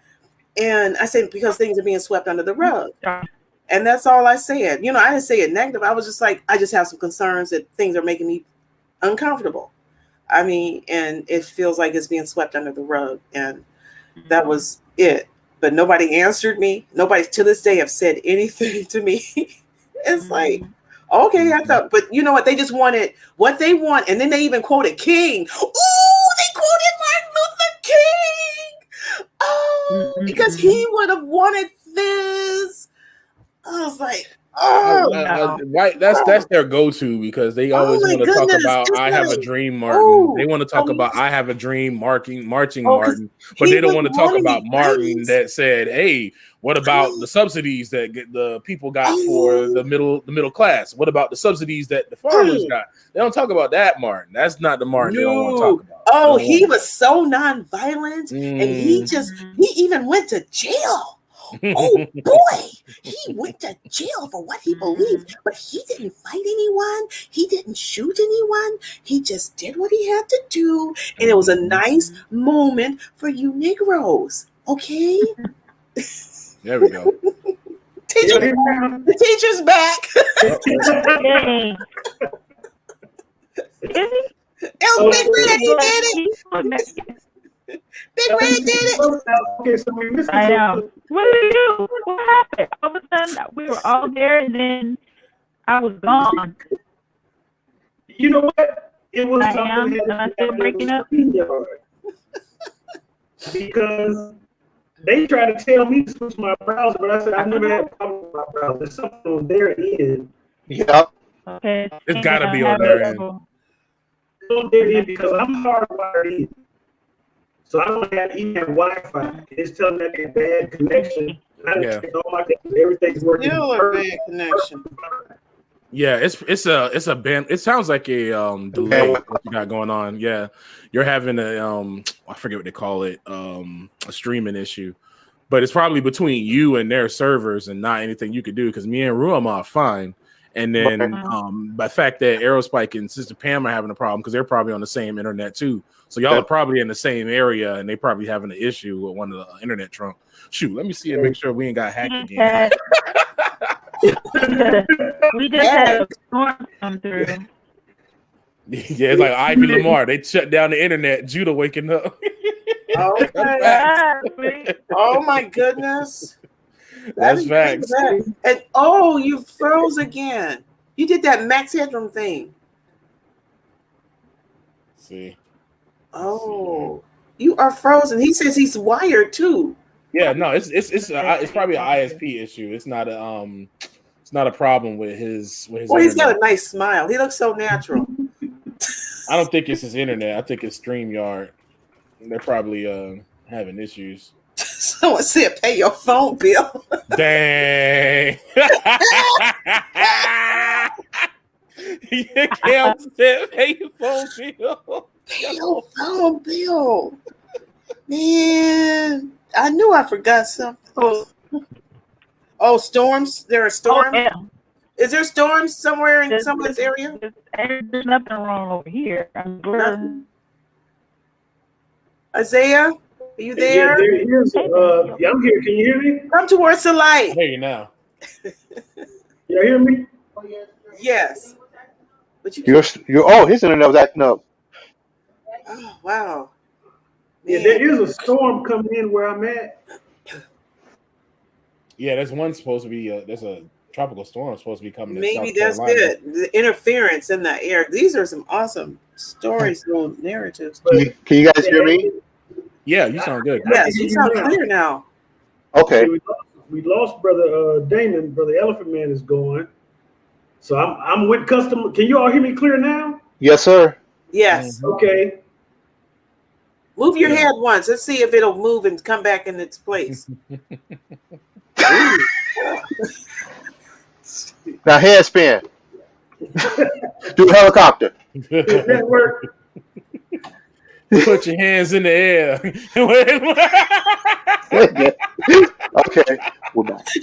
Light fish and grits with no sugar. Pam might have to go back out and come back in one more time because hers was sounding slightly robotic as well. Am I coming in okay now or no? Yeah. You sound good now. You both sound okay. good. You both are good. Okay, cool. All right. So I'm Lovely. chatting with Dawson from StreamYard again. You know, because I shouldn't be having Wi-Fi issues on them, and I'm hardwired in. Correct. That's weird. Yeah, we know what's up. Come on, we understand. We know what's up. Mm-hmm. You know. Yeah, I'm not IT, but I sit next to him. All right, Red. That's kind of like people say, I'm not a doctor, but I play a doctor. I'm not playing one on TV. I play one on TV. I'm not IT, but I play one on TV. Okay, Blacktastic, I'm gonna need you to run a Wireshark on your system real quick. I'm gonna have to do something. Sniff some packets and let's see what's going on here. See, all I know is Control Alt Delete. I know that's right. So I switched from one browser to another. Uh-huh. Mm-hmm. I think it seems stable now Okay. because I don't have any connectivity symbols or anything. So hopefully it's stable. You know, but nobody was hearing anything until we did the Uncle Ruckus reading. Big Red, I'm telling you. No, Big Red. No, which way? I can't point. This way. This way. He set it up. The spirit of Ruckus. I know. Ruckus was like, y'all right out here talking about me? I know. He's probably that one that took that lady's money. Took she's $50 bucks. Now, I know where Pam and Aerospike are, because my daughter lives not too far from them. And so I know that it's been storming up there. Oh. The Elephant Man isn't that far away either. You all are all in like the same general area. Yeah. Myself and Big Red are in the different southeastern part of the country. I'm in the Middle West. I'm in the dirty south. I'm in the Middle West. The Middle West. Opposite of the Middle East. We're Southwest side?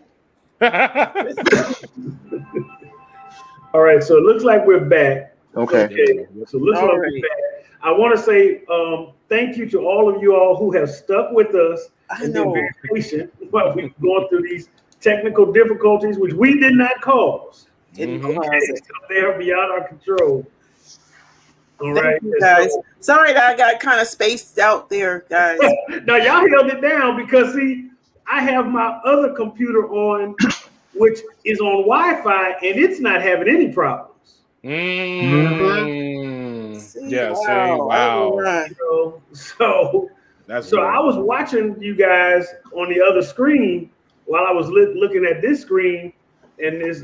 Oh, you could see us? I saw because I put up Kev 2's comment when she said pay your phone bill.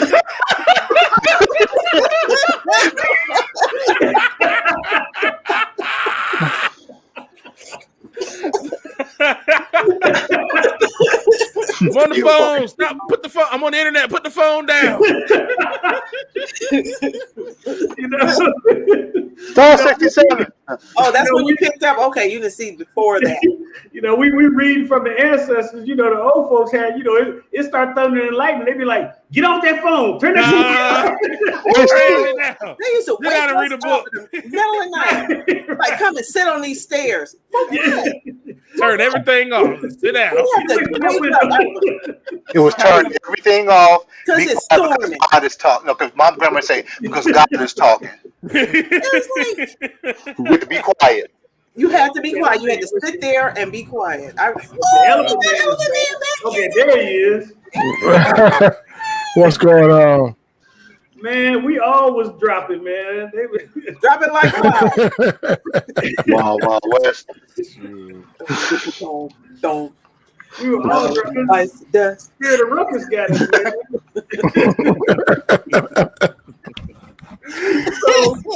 So we got to talk about Willie Adams now. Yeah, Talk man. about Willie. Oh, Uncle Willie. Oh, Uncle Willie, man. Yeah, he was mad at them for those who ain't know, carpetbaggers was what they called cats from the north. That was like a disparaging remark for northerners. Uncle Willie was rough, wasn't he? Say again?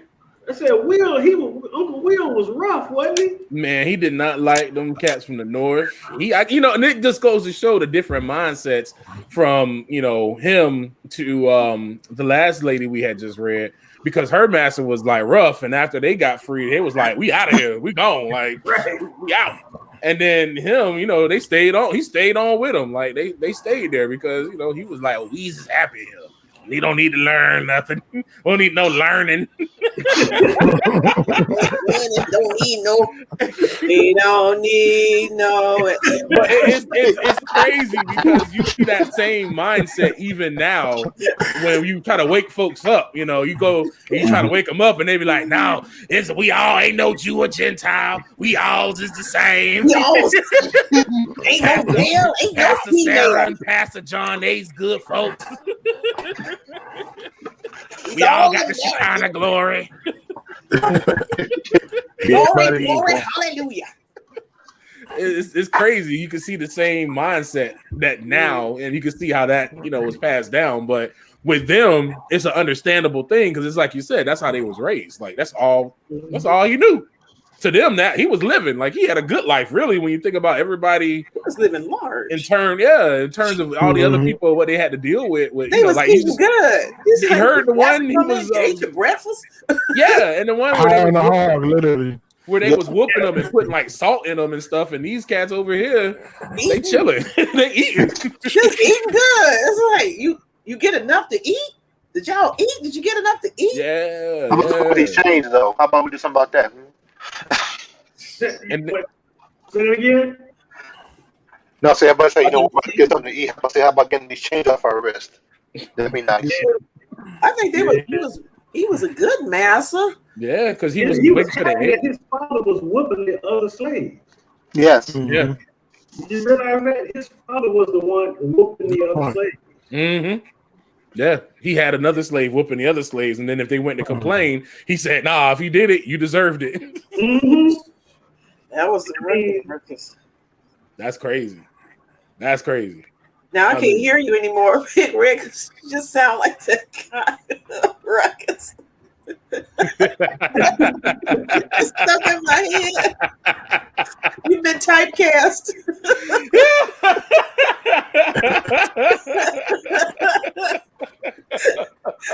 It was like a mix between Uncle Ruckus and my granddad, because he literally sounded like that too. Maybe we should send like, you before the Senate come over to here, get our my reparations. Get them niggas they reparations. They come around here telling them about reparations. They don't need no reparations. Weeds was happy. We had some food in the morning and Weeds was happy. Niggas ain't talking about reparations till them carpetbaggers came around. They this. I mean, he actually blamed his own people. Yeah. For white folks starting the Ku Klux Klan. That shows you how bad it is. And it's again, it was literally like Uncle Will would be like what you call her? What's her name today? Dang it, like what's the girl name to be with the Republicans all the time? Candace Owens. Candace Owens. Yep. He'll be like a Candace Owens, Clarence Thomas. That would be Uncle Will, just blaming everybody else for it. But the difference is Uncle Will was raised with that mindset, and he was literally he's like, this is literally the classic case for Stockholm mentality. Stockholm, yeah. This is literally Stockholm. He like didn't know anything. You know? Yeah. It was just out of there was no YouTube or no Teo Ministries to talk to. He was a victim that thought it was okay to victimize other victims. Right. You're frozen. Is your mouth moving? Ventriloquism going on. Yeah, it froze again on Elephant Man too. Oh my God.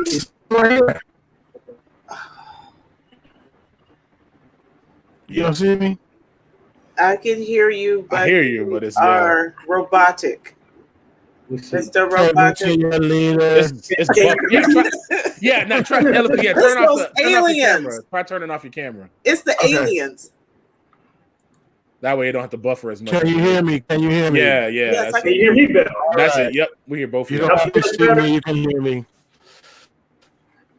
Yeah. Okay. If y'all can hear me. Shoot, in that case, then I'll turn my camera off too. Y'all, as long as you can hear me, then that's good. Okay. Oh, Brew Queen asked a really great question. Oh, everyone's turning off their cameras. The cheese stands alone. The cheese stands alone. No. Just Brew Queen said, do you think that whipping caused us to hate one another and not trust because they turned us against each other? Yep. That's a great question. Yes, I do believe so.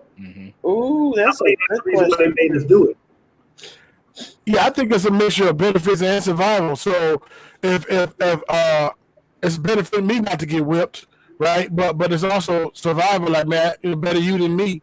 You know what I mean? And, if you want to get me whipped, I'd rather cut you off and tell massa on you before you get me and you in trouble. I'd rather you get in trouble. So that backbiting, that tailbit, all that can be from that. So that's interesting. She said that. That's a good answer. I think so too. That's a good answer, Elephant Man. Yeah, and I think you're right, because you weigh in the benefit, and that's what they make you put on the line. Weigh your own personal interest versus that of everyone else. So you thinking, because this man had a family that he wanted to keep together and not have sold off, or because these kind of things, they would did these kind of things. So they say, hey, well, I'm going to keep you and your family together and give you all this little cabin over here. Yes. You beat the slaves. You beat the rest of them. Keep them in line, and I'll take care of you. Mm-hmm.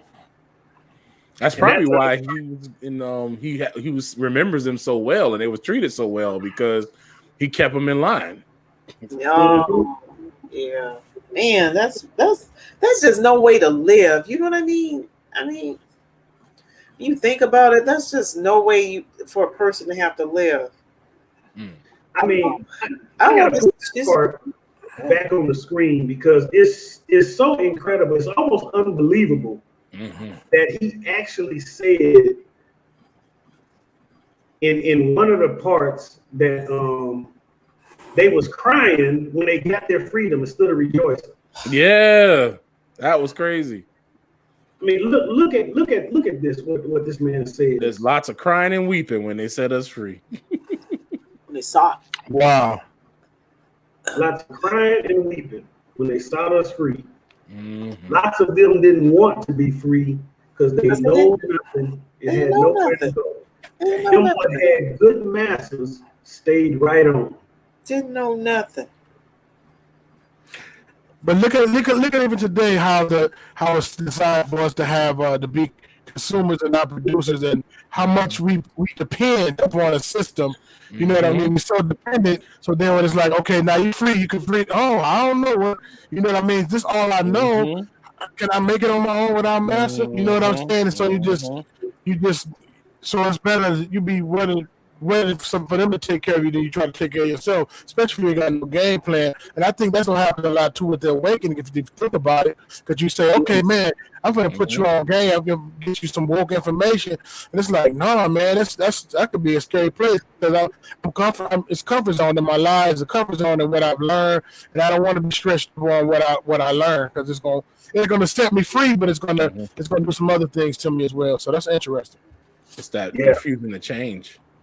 Yeah, I think Brother Charles said in the chat, he said, it was a mind game. Yeah. Wow. Psychological. Even today, like we were talking about earlier about the programming, how we're programmed.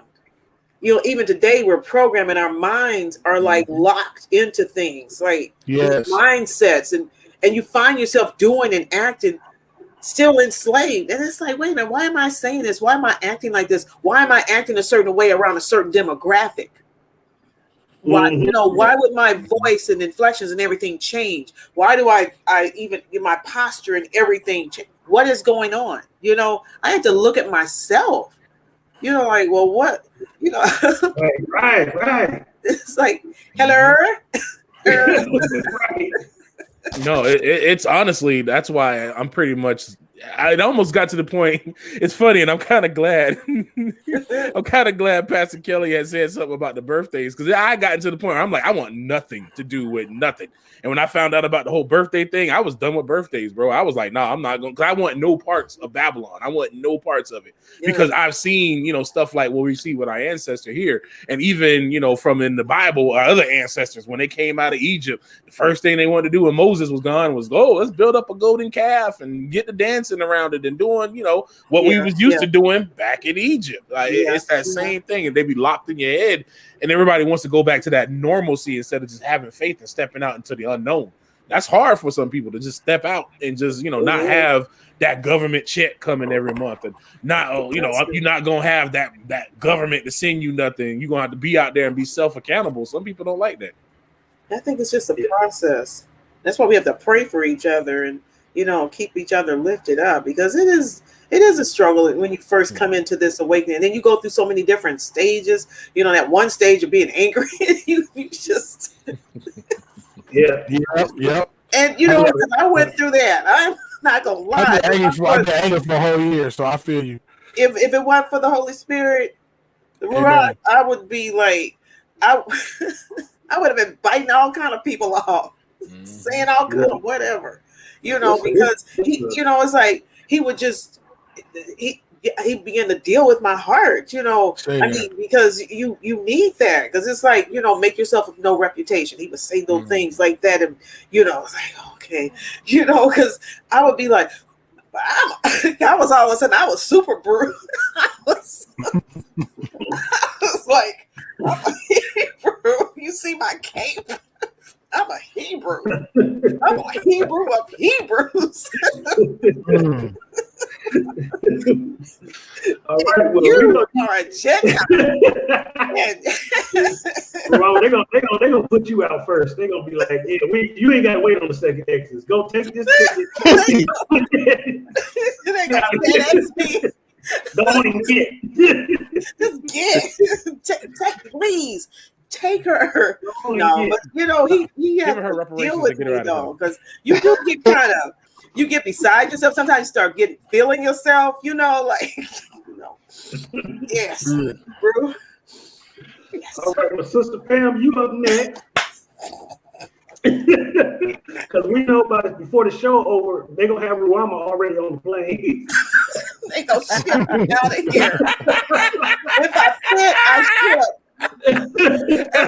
Hey, she gonna be giving us Zoom calls from the kingdom. Hey, it's beautiful, y'all.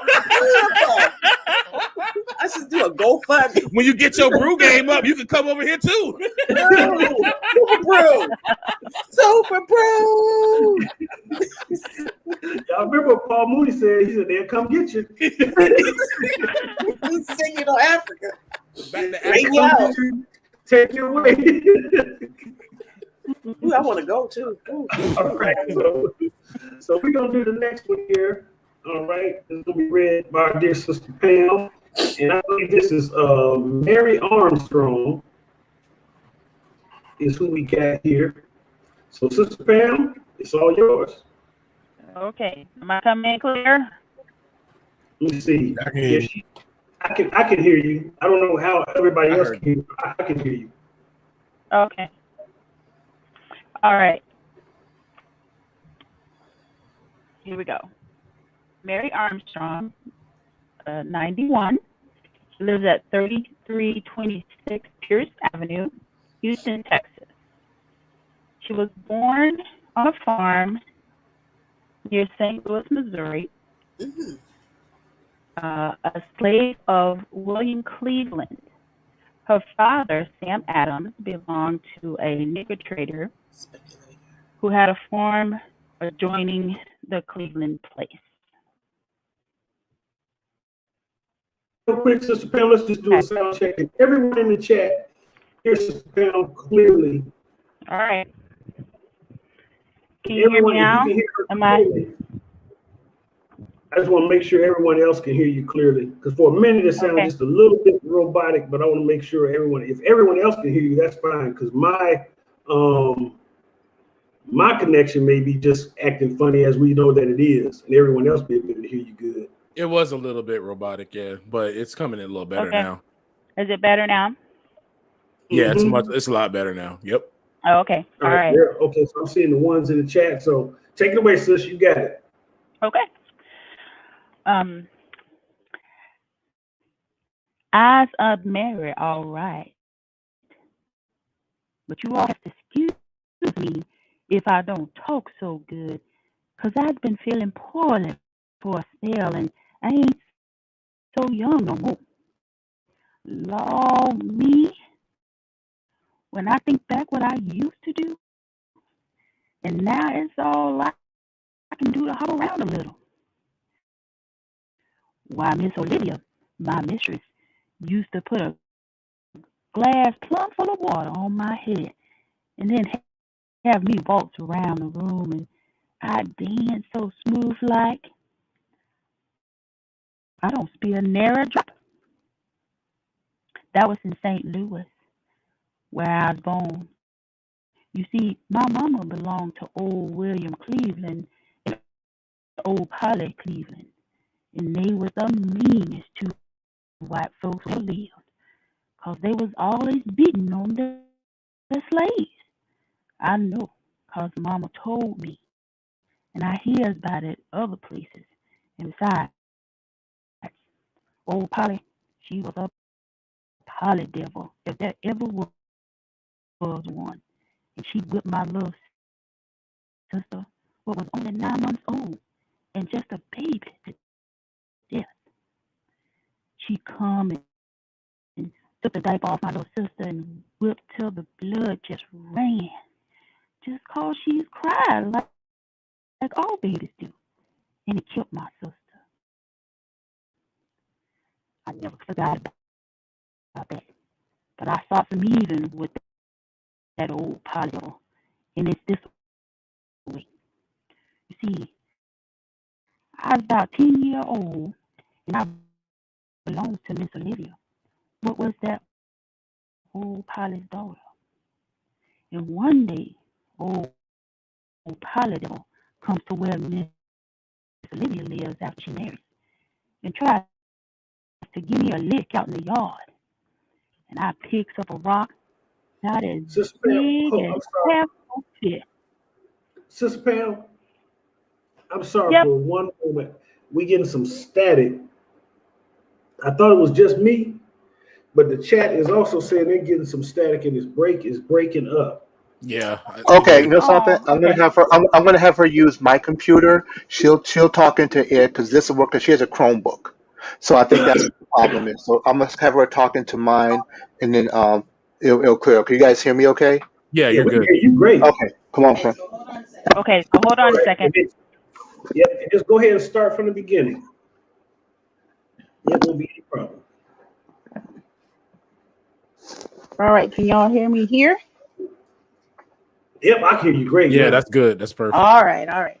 So I'm gonna start.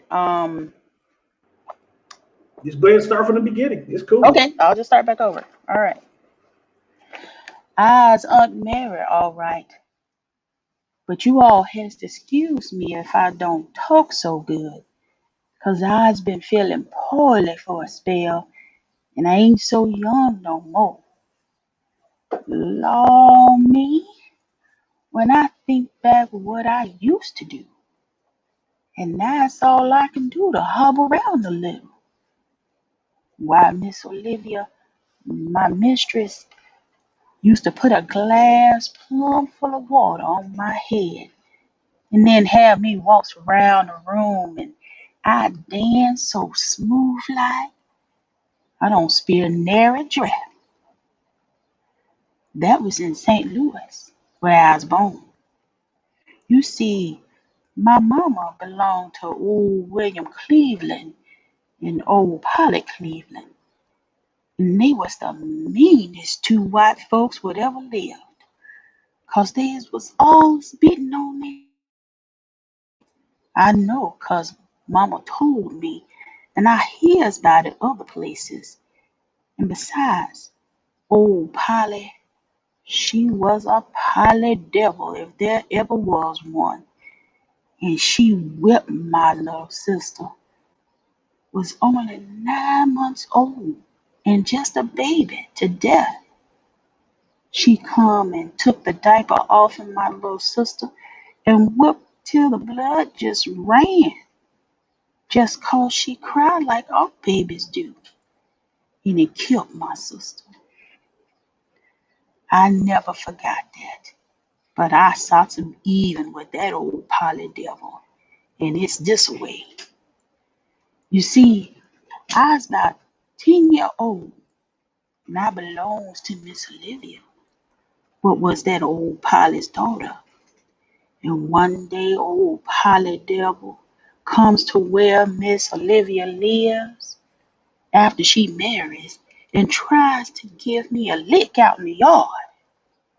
And I picks up a rock about as big as half your fist and hits her right in the eye and busted the eyeball and tells her that's for whipping my baby sister to death. You could hear her holler for 5 miles. But Miss Olivia, when I tells her, says, well, I guess Mama has learned her lesson at last. But that old Polly was mean like her husband, old Cleveland, till she died, and our host days is burning in torment now. I don't remember much about the start of things so much, except that Miss Olivia and my mama, her name was Sibby, tells me. Of course, it's powerful cold in winter times, and the farms was lots different from down here. They calls them plantations down here, but up in St. Louis, they just calls them farms. And that's what they was. 'Cause we raised wheat and barley and rye and oats and corn and fruit. The houses was built with brick and heavy wood too. 'Cause it's cold up there and we has to wear the warm clothes and days wove on the place. And we works at it in the evenings. Old Cleveland takes a lot of his slaves what was in custom and brings them to Texas to sell. You know, he wasn't supposed to do that. 'Cause when using custom, that's 'cause he borrowed money on you and you's not supposed to leave the place till he paid up. Of course, old Cleveland just tell the one he owed the money to, you had to run off or squirmed out some way. He was that mean. Mama says she was in one bunch and me another. Mama had been put through this with my papa, Sam Adams. But that makes no difference to old Cleveland. He's so mean, he never would sell the man and woman and children to the same one. He'd sell the man here and the woman there, and if they's children, he'd sell them someplace else. Old Satan in torment couldn't be no meaner than what he and old Polly was to their slaves. He'd chain a nigger up to the whipping and rub salt and pepper on him, like he said, to season him up. And when he'd sell a slave, he'd grease their mouth all up to make it look like they'd been fed good and were strong and healthy. Well, Mama said they hadn't no more and gotten to Shreveport where some lawman caught old Cleveland and takes them all back to St. Louis. Then my sister's born, the one old Polly devil killed. And I was about 4 years old then. Miss Olivia takes a liking to me. And though her papa and mama so mean, she's kind to everyone. They just love her. She marries to Mr. Will Adams, what was a fine man, and was about five farms and and 500 slaves.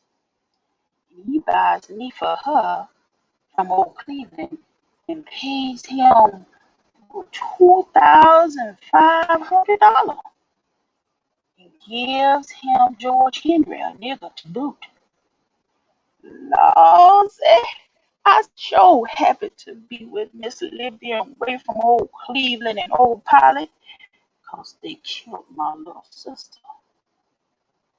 We lived in St. Louis on Chinquapin Hill, and I was house girl.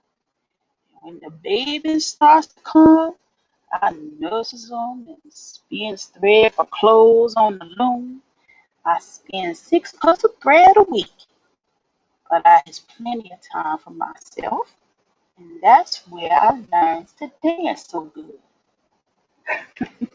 Lord, I sure just crazy about dancing. If I sat and eating my victuals and hears a fiddle play, I gets up and dances. Mr. Will and Miss Olivia sure is good to me, and I never calls him Will, Mr. Will Massa, neither. But when they's company, I calls him Mr. Will. And around the house, by ourselves, I calls them Pappy and Mammy, 'cause they raises me up from the little girl.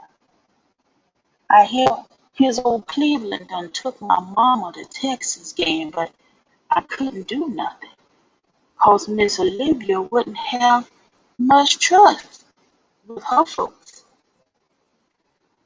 Once a while, old Polly comes over, but Miss Olivia tells her not to touch me or the others. Old Polly tries to buy me back from Miss Olivia, and if they had, they'd killed me sure. But Miss Olivia said, I'd wait in a blood as deep as hell before I let you have Mary. That's just the very word she told him. Then I hears my papa is sold someplace I don't know where, 'cause I didn't know him so well.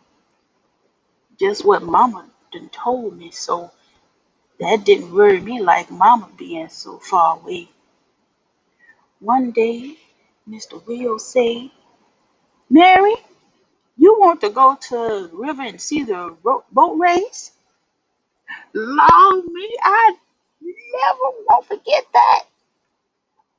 Where we live, it ain't far to the Mississippi River, and pretty soon here they comes, the Natchez and the Eclipse, with smoke and fire just pouring up out of their smokestacks. That old captain on the cliff starts putting in bacon meat in the boiler, and the grease just comes out of blazing, and it beat the Natchez to the pieces. I stays with Miss Olivia until 63 when Mr. Will set us all free.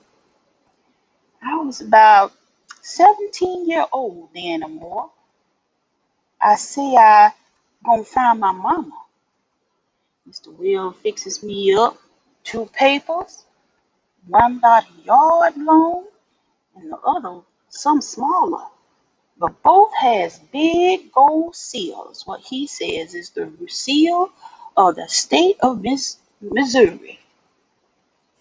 He gives me money and buys me fare ticket to Texas and tells me there is still slaves time down here and to put the papers in my bosom, but to do whatever the white folks tell me, even if they wants to sell me. But he say, before you gets off the block, just pull out the papers, but just hold 'em up to let folks see, and don't let 'em take 'em out your hands. And when they seize them, they has to let you alone. Miss Olivia cry and carry on and say be careful of myself, 'cause it's sure rough in Texas. She gave me a big basket which had so much to eat in it, I couldn't hardly heft it, and another with clothes in it. They puts me in the back end at the boat where the big old wheel which run the boat was, and I goes to New Orleans. The captain puts me on another boat. I comes to Galveston. That captain puts me on another boat, and I comes up this here Buffalo Bayou to Houston. I looks around Houston, but not alone. It sure was a dumpy little place then, and I gets the stagecoach to Austin. It takes us 2 days to get there, and I thinks my back busted sure enough. It was such rough riding. Then I has trouble show. A man asks me where I going and says to come along, and he takes me to Mr. Charlie Crosby. They takes me to the block where they sell slaves on. I gets right up like they tells me, 'cause I likes what Mr. Wilden told me to do, and they starts bidding on me. And when they cried off and this Mr. Crosby comes up to get me, I just pulled out my papers and held them up high. And when he sees them, he say, "Let me see them." But I says, "You just look at it up here." And he squints up and say, "This gal I'm free and has papers," and tells me he is a legislator man and takes me and lets me stay with his slaves. He is a good man. He tells me there's a slave refugee camp in Warden County, but I didn't have no money left. But he pays me some for working, and when the war's over, I starts to hunt Mom again and find her in Warden County near where Warden is. Lord, me talk about crying and singing and crying some more. We sure done it. I stays with Mama till I gets married in 1871 to John Armstrong. And then we all comes to Houston. I gets me a job nursing for Dr. Relaford and was all through the yellow fever epidemic. I looks in 75 people died just like sheep with the rots. I seen folks with the fever jump up from their bed with death on them and grab other folks. The doctor saved lots of folks, white and black, 'cause he sweated out of them. He mixed up hot water and vinegar and mustard and something else in it. But Lord me, so much is going on out my mind, 'cause I was 91 years old now. And my mind, just like my legs, just kind of hobble around a bit.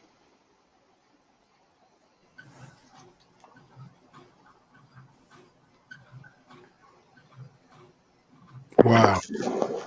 Wow. Wow. That was wild. Man. Ooh, that was. That was wild. Beat that baby. Yeah, that right there was Took the terrible. diaper off and beat her. I mean, they had some kind of law for white women that they couldn't be held for murder if they did stuff like that. Yep.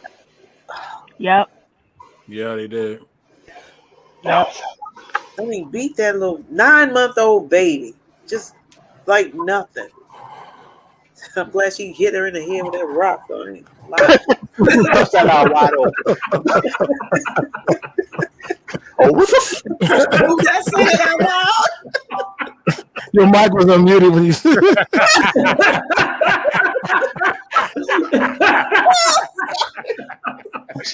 Oh, I think we all glad she hit her in the head with that rock.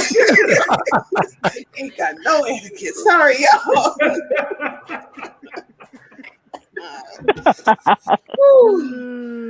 Yeah. Yeah, that one right there was one of the rougher ones that I read through when I sent that out. And so, Pam, how did you feel when you read through that? Um, it was wild. The amount of what she had to endure as a 4-year-old now. As a 4-year-old, she actually witnesses someone brutally kill her sister, her baby sister. And then she has to get up and move on with her day as a 4-year-old. Her parents have to do the same and still try to navigate around the woman who just killed her sister. Yeah, yeah, that As a was 4-year-old. And then what do you think was going through the moms? I mean, you watch someone brutalize your child. Yeah. I mean, Mary was Yeah. just a little girl herself, but the mom, The mama. as a mom, it's like, or as a parent, I mean, could you imagine you just having to stand there and someone beating your child? Stephanie said should have been a girl. Should have put both our eyes out. I just couldn't imagine. Yeah. The mother. There's just the mother, just because the baby's crying. And the baby is probably crying because the baby is hungry. Dog, yeah. These are on just top of just being a baby. Yeah. It's just a baby. She's just a baby. And then you have to nurse and take care of other babies, while yours is, neglected or, your heart is with them. It's just you're not at liberty usually, because you're not your own person. That I mean, this stuff just really just kind of hits you, And this woman just beats this baby, and they were mean people. Yeah. I mean, the whole thing of being enslaved, they did go too far. It was just the whole thing. It's like, and they got I said it before, but it's like they got the nerve to get over it. And it's amazing at the same time that even in the midst of witnessing the death of your sister, the whippings and the beatings, that she witnessed of other people, the mistreatment that she saw even with her own mother, with them, that in the midst of that, and then she was a playmate for the daughter. Yeah. It was a playmate for the daughter. And, even though the daughter, technically treated her, well comparatively, she was still a playmate of the daughter. Of property. Yeah. But she found we can still find joy, or not necessarily joy, but we can find some form of, I don't know, where we can break free from all of that and still laugh and still find something to find joy in. And she found joy in dancing. Yeah. Yeah.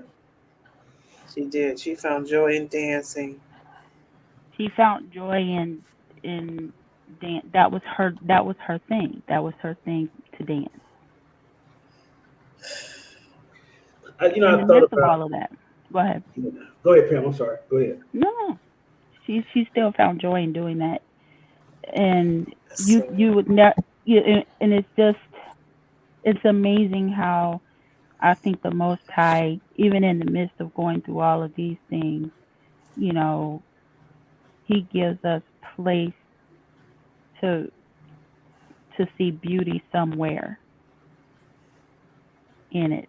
And I'm not saying that it was the conditions were horrible, and a lot of it's probably Stockholm syndrome Mhm. type stuff that's going Yeah, on. yeah. Yeah.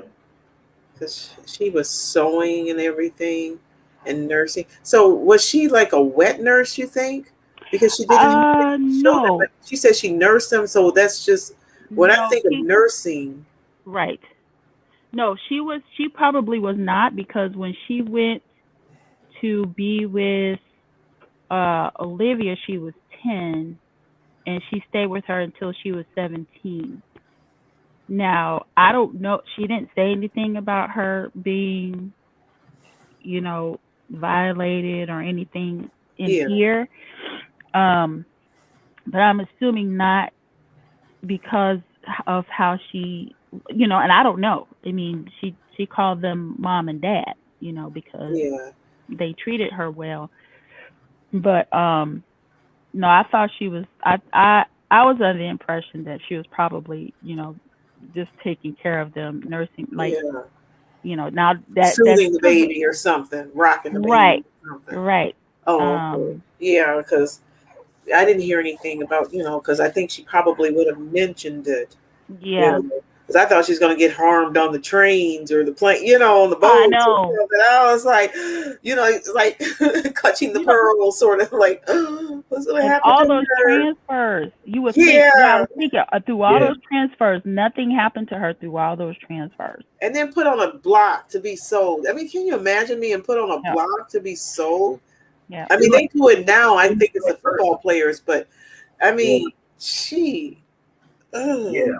like you're nothing. You're just like an auction. hmm And I think the father. So I'm thinking, because when you read it, so the daughter, the Miss Olivia, marries this Will Adams. So I'm thinking that was the man who, it was the farm adjoining the Cleveland place, because their last name was Adams, right? Yeah. So wasn't Yeah. it the same? Yeah. Because the original, because the That's parents, what, the parents of Miss Olivia was named William Cleveland and Polly Cleveland. yeah. Yeah. Cleveland's okay. And And then then there was an adjoining farm, and her dad was there. His name was Sam Adams, and usually the slaves took on the last name of the owner of the of the place, Oh, the of farm. the right. farm. She called it a farm, but it was probably a plantation. Yeah, Years. She Southern didn't know any people, better. right? In the South, they were called plantations. She said, but up where she came from in the Midwest, they called them farms. Hmm. But it was the same thing. Yeah. Poor dear. Right. She So was. I'm thinking this Will Adams, whom Olivia married, was probably the son of the The of the other guy plantation, bought her the father. adjoining plantation, right? Oh, okay. Because the mama would come over there a lot. Then the Clevelands ended up selling her somewhere. So the Cleveland Clevelands ended up for the selling, mom. yeah, it's not somewhere else, yeah, Mm-hmm. somewhere in what did they say, Wharton, Wart.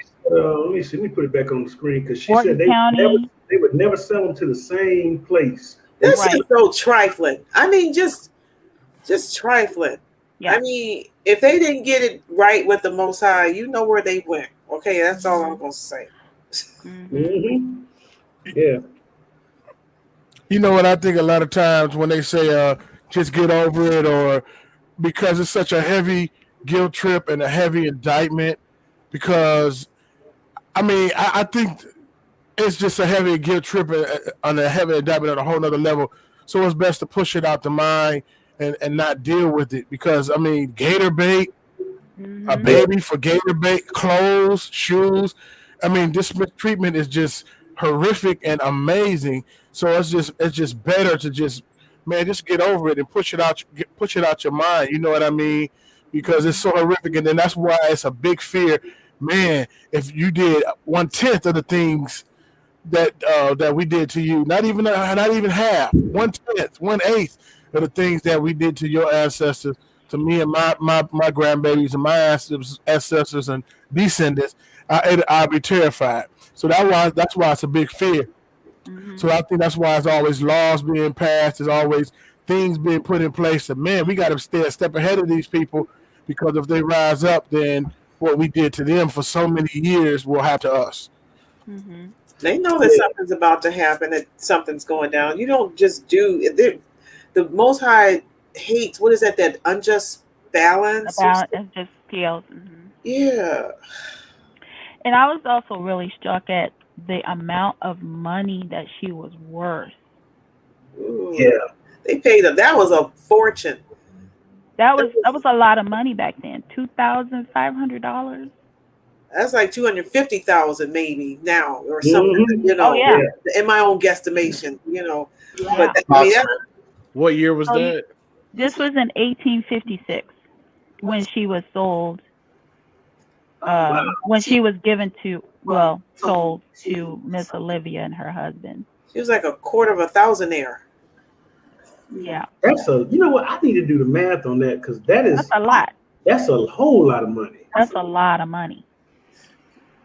We're talking probably, 200, maybe $250,000. That is a lot of because you go back, bring it to our equivalent today. It's probably like $250,000 somewhere. According to the inflation calendar from 1856 to today, it's worth $63,340. $63,000. It's the price of a car. That's a lot of money. That's like, what is that? That's how many more times her value in 1856 is that now? So that's what, about 20 times more. True. Yeah. Nowadays, the price of us, that's the lawsuit you get. I don't know how much you get for wrong death if they kill us, and then you got to pay Crump. And man, that's why you was rich to have slaves back then, because that's like the price of a high-end car. So that dude that had like 1 million slaves or 1,000 some odd slaves, he was rolling in it. He was rolling, because I think Mr. William Adams, he owned 5 farms with 500 slaves. 500 slaves. So he was rich. And she was kind. It seemed like that girl had kind of a kind heart. I mean, she was raised as she was raised, and it's not right to own people. It's not. But that's how they did it then. And she, at least to her, whatever, was at least kind to the child, even though, and young girls probably had a higher value too, because they could use them to make more, you can get more out of them. So a young girl probably had a high value. Yeah, because she was given to them when she was 10 years old. Yeah. And so she had value in just, the work that she was able to do and in reproducing. Yeah. So the women usually went, it depends. Sometimes the women would be they would cost more because of that. They did us wrong over here, y'all. It's just. I was thinking about the part when she said, because it came up again when she said he chained them up and beat them and then rubbed salt in the wounds again. Yeah, it's like you already beat them. Now you're gonna make them continue hurting, just suffering more. Yep, salt and pepper. And then when it's time to sell them, put grease on their face. Yeah, grease on their face like they real healthy and shine them up. Yeah, oh man. I mean, we really were not people to them. No. Right. No, and they literally did not think that we were actual humans. Period. They did not think we were actual humans.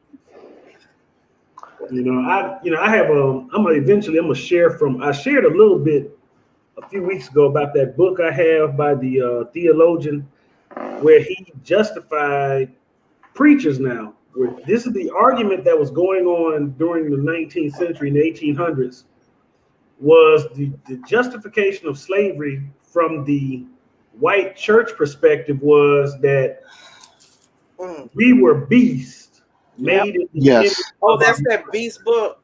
Right. The white man was made in the image of God, and the black man black people were beasts made in the image of the white man, their master. That's what they were teaching at seminaries. Yes. Ooh, Yes. Wow. Yep. Then wow. this is how they justified, Hmm. the enslavement of us, and then 3/5. even, teaching us the Bible by saying, well, we were a beast that could be converted, Hmm. because it would act, not because it would liberate us or free us, but because it was the right thing to do so that our souls at least would be saved. But we were basically made for white people. Yep. And they didn't know that white is recessive. I know. Yeah, they came I from know. us. We didn't come from them. Right. That's right. And But The Talmud has the same type of teaching too. yep. So it's kind of widespread in their thinking, the Eurocentric thinking that they are superior for some reason. It's in their thinking, in their, I don't know. I don't know where they got it from. I mean, it's like, what makes you feel that you should just own another person or just mistreat another person? Strong delusion. Well, yep. Yah Strong said he was going delusion. to put strong delusion on Japheth. He said enlarge, but that Yep. enlarge breaks This down to hide- charm and strong delusion. Because he's hiding in the Yep. tent. Japheth is hiding in the tent of Shem, Mm-hmm. Hmm. it's deceiving, crazy. And you can deceiving see it. people. Pastor Kelly did he did a video on where he showed a video of, I think it was a white woman who was recounting her time on the plantation and having slaves on the plantation. It was an old video that he replayed, and I cannot remember the name of it. And she's talking about the slaves that they owned as being happy people, and they loved this, that, and the other, and we took care of them and treated them, because they were children, and they really didn't, so they had to treat us like we don't, and they still do to this day. Many of them, like we, are not capable of having any modicum of intelligence, to be able to comprehend and do anything really, Yeah. despite all of what we have done to build this country and be the inventors of most of what they use today I think we should just leave and take to move and everything that be. was created by us or built by us or thought of, any ideas, everything, just take it, just scrub it clean and just leave them for, just leave. And If this we is could. Yeah, this is that particular narrative right there stopped me in my tracks when I was reading it myself. And I just, and like you were saying earlier, Pam, too, in Rome, about trying to put yourself, I'm listening to what everybody is saying, and I think we all feel genuinely the same way, is the thought or idea of trying to put ourselves in their shoes Mhm. and imagine what it was like to live at that time, and just to experience what they were going through. We've heard already, we got the last narrative coming up, but just in these first four, we've already heard from a guy who was the houseboy who, just so he wouldn't freeze on the kitchen floor, he begged the master if he could sleep at his feet.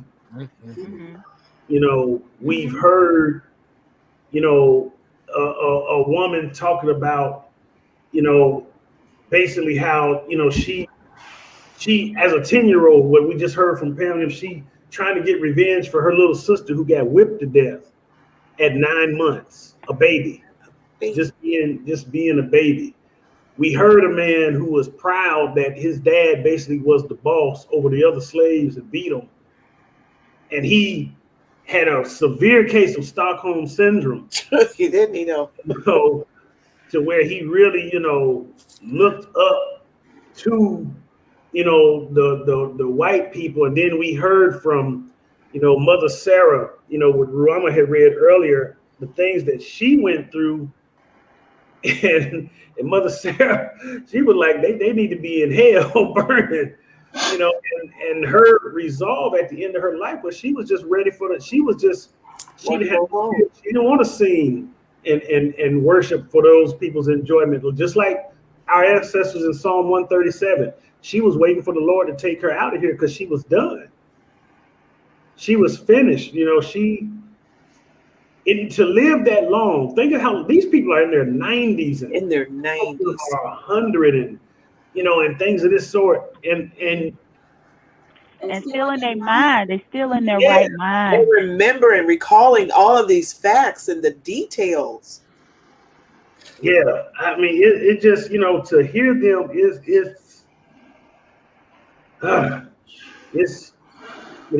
this is this kind of thing. Like I say, just listening to it. It just so many other stories, and I mean, and we haven't. There's so many more that we're going to read, but it brings so much to light. And I'm gonna tell you, it makes me say it to myself that we truly have come from a long way, and we still got a long way to go. Long way to go. Mm-hmm. Long way to go. But I'm like, like this book, the book that these narratives are recorded in, that's the perfect title. Them days was hell. They sure were, and 'Cause still we haven't are. heard a heavenly account yet. Even when the people try to talk like their situation was good, it's still bad. But it's so bad they don't understand because that's all they ever knew. They don't understand how bad it really is. Right. And Sonia, you're right. We built this country and benefit the least from the country. Yes, yes. Yes, Yeah. we built this. Yeah, we did. We built it, and then the history books don't reflect what we have done, and all we know. And it's so much, like even like now, even where you are, like, aren't people like starting to play with fireworks? Our skin folk out there playing with fireworks. That's what I can hear out my window now. Just they're setting off firecrackers in preparation for the 4th of July. It's like, we're going to celebrate the 4th of July. And it's like nobody's reading or understanding like where we are, and aren't they looking, even if you don't read, I mean, there are YouTube videos that tell you stuff. And I mean, if you, or something, that you can fact check or whatever, it's like the information is out there. The truth is coming around. It's like it's out there. There's nothing that's going to be hidden or uncovered anymore. I just believe that the Most High is going to open up our blinded eyes. Everyone's looking for some third eye, and it's all over. Like, ooh, I got this pineal gland and the third eye. No, you need the Most High.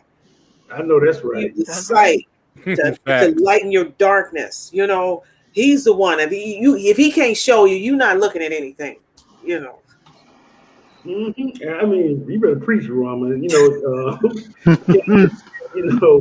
Yeah, my mother didn't watch Roots, and her dad didn't either. And when I after reading these narratives, I don't ever want to see another slave movie again. No, I couldn't. I couldn't. I don't watch some of them other movies like them and all that other stuff. I couldn't even them, us, she, them, whatever pronoun. I couldn't.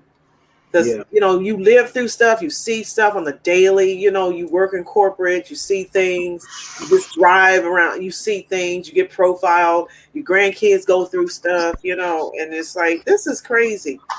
It's like, this is crazy. Yeah. I want my money. Yeah. That's right. I want the check. I don't know. The check might not be no good. I think what we get? Should we get gold? Gold. Gold and precious diamonds. Yeah, I don't want anything in the American dollar, because that dollar is going down the drain. You need to give me some gold and silver. I want that. I don't want nothing in the American dollar. Yeah, I knew it'd be nice. Yeah, man. So we got one last narrative we're gonna read today, and this is going to be a gentleman by the name of Andy Anderson, and this is also a very interesting narrative. And so Brother Aerospike is going to close us out and bring us on home. And brother, the floor is yours. So we're going to mute our mics, and it's on you. Okay. Andy Anderson, 94, was born a slave of Jack Hadley, who owned a plantation in Williamson County, Texas, during the Civil War. Andy was sold to W.T. House of Blanco County, who in less than a year sold Andy to his brother, John House.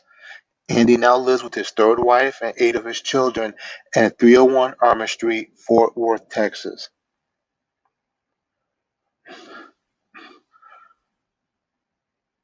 My name is Andy J. Anderson, and I was born on Massa Jack Hallis Plantation in Williamson County, Texas. Massa had my folks and about 12 other families of niggas. I was born in 1843, and that makes me 94-year-old. And 18, when the war starts. I had experiences during that time. Massa Halle am kind to his colored folks, and him am kind to everybody, and all the folks likes him. The other white folks call we us the petty niggas. Then about 30 old young niggas and about 20 pickaninnies, too little to work, and there's enough cash for them while their mammies works. I was going to explain how it managed on Massa Haller's plantation. It's sort of like the small town because everything we use is made right there. Damn the shoemaker, and he is the tanner, and he make the leather from the hides. Then Massa has about 1,000 sheep, and he gets the wool, and niggas cards and spins and weaves it, and that makes all the clothes. Then Massa have cattle and says provide the milk and the butter and beef meat for eating. Then Massa have the turkeys and chickens and the hogs and bees. With all that, us never was hungry. The plantation and planted in cotton, mostly with the corn and the wheat, a little because Massa really don't need much of them. They never sell nothing but the cotton. The living for the colored folks, I'm good. Quarters and built from logs like days, all in them days. The floor and the dirt, but we has the benches and what is on the place. And we has the big fireplace for the cook, and we has plenty to cook in that fireplace. Cause Master allows plenty good rations. But he wash clothes for the waste of the food. The war breaks, and that made the big change on the master's place. He joins the army and hires a man called Delbridge, overseer. After that, the hell start to pop. Cause the first thing Delbridge do is cut the rations. He weighs out the meat. 3 pounds for the week. He measure a peck of meal. And now 20 enough. He outstarts us niggas and he want more work. He starts the weapons. I guess he starts to educate them. I guess that Delbridge go to hell when he died, but I don't see how the devil could stand him. William's not used to such, and some runs off when they am caught damn whipping at the stake. But that Delbridge, he sold me to Massa House in Black Oak County. I was sure glad when I sold. But I'm short gladness cause him another man were hell and too good for. He gives me the whipping and them scars. Still on my arms and my back too. I carry him to my grave. He sends me for firewood, and when I get it loaded, the wheel hits a stump and the team jerks and that breaks the whipple tree. So he ties me to the stake, and every half hour for 4 hours, he lays the lashes on my back. For the first couple hours, the pain am awful. I just never forgot it.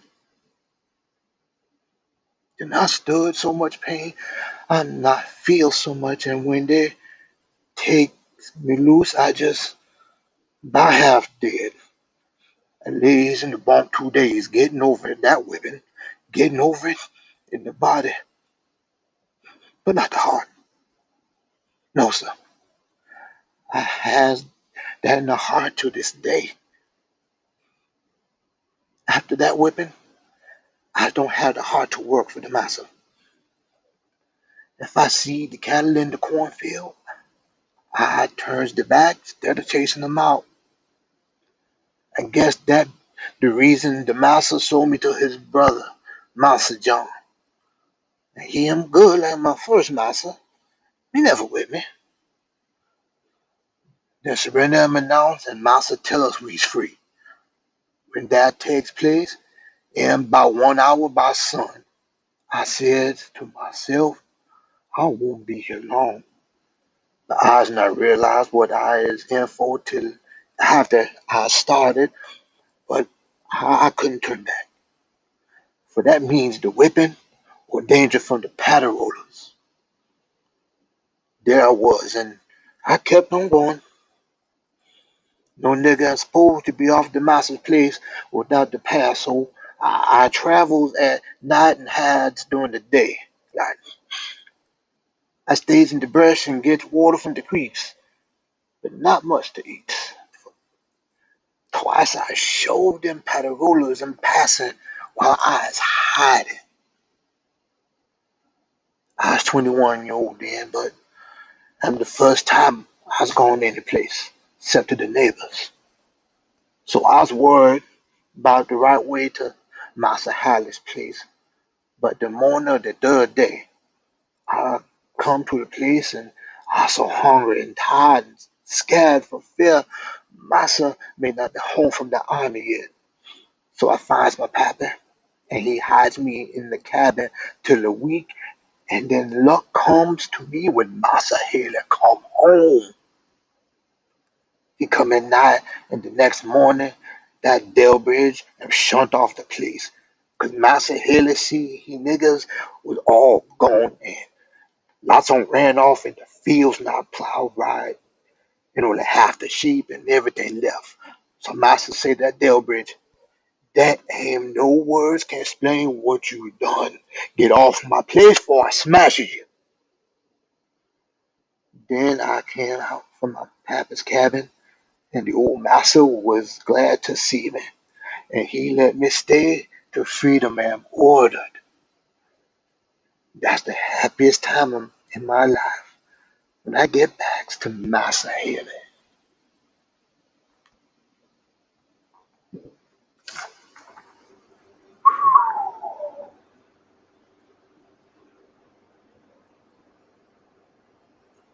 This man ran from one plantation to another, not to go to freedom, but to get away from one slave master and to go back to another slave master. Oh, man. And his last words of this interview were, Penny rollers. I'm happy. This was the happiest time in my life was to get back to Massa Haley.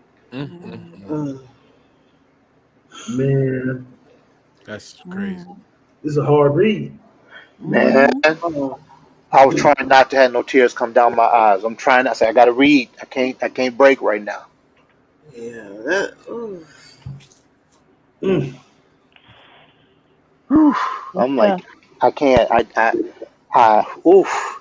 Like I said, I'm emotional right now. I'm just like, I wanted to go back and cut some heads. Anyway, you didn't hear me say that. Hmm, hmm. Man, I can't blame you for feeling that way, though.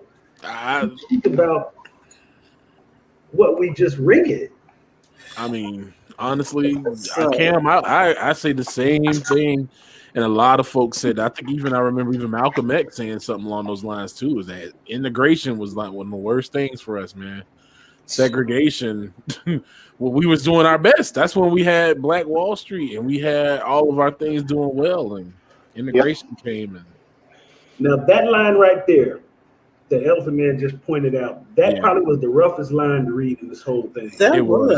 was. It really was. That was man, not the heart. 94 years old, and he still remember that. Just as fresh in his mind.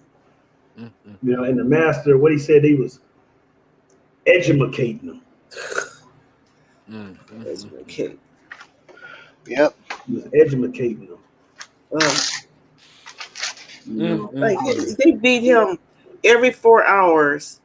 What did it say? Every 4 hours. Every half hour for 4 Every hours. Yeah. Okay. They beat him and take a rest, and then come back and beat him again. Yeah, because they tired.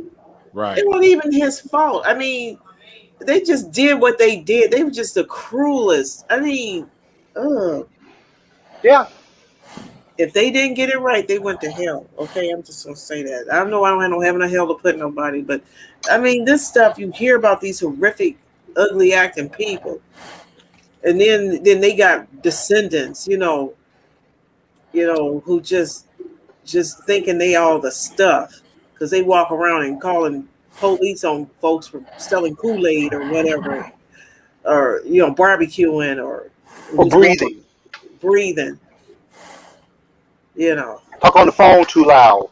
Walking down the street, doing a job, delivering packages. Yeah, I'm a little hot with that stuff. I'm sorry. I'm a little emotional right now. What really gets me is that this is why whenever something crazy jump down and I'm like thinking about like something, when sin want to come to rise up, I think about this kind of stuff because this is what the wages of sin gives you. If we don't take anything away from this, just take it away that we got here because of us turning away from the Savior who came especially for us. And seeing this is like, it's like, man, I don't, Yahuwah, I don't want to do nothing to get from under your hand because when we're under His hand, He keeps us from the stuff that we're reading. This is what He wants to keep us from. That's true. This is what He wanted to protect us from because this is how that what they're doing was demonic because that's how these fallen angels look at us. They look at us like just like cattle, like animals, and they just treat us like that. Well, because it's that hate too. It's that hate because I think this is my little nickel theory.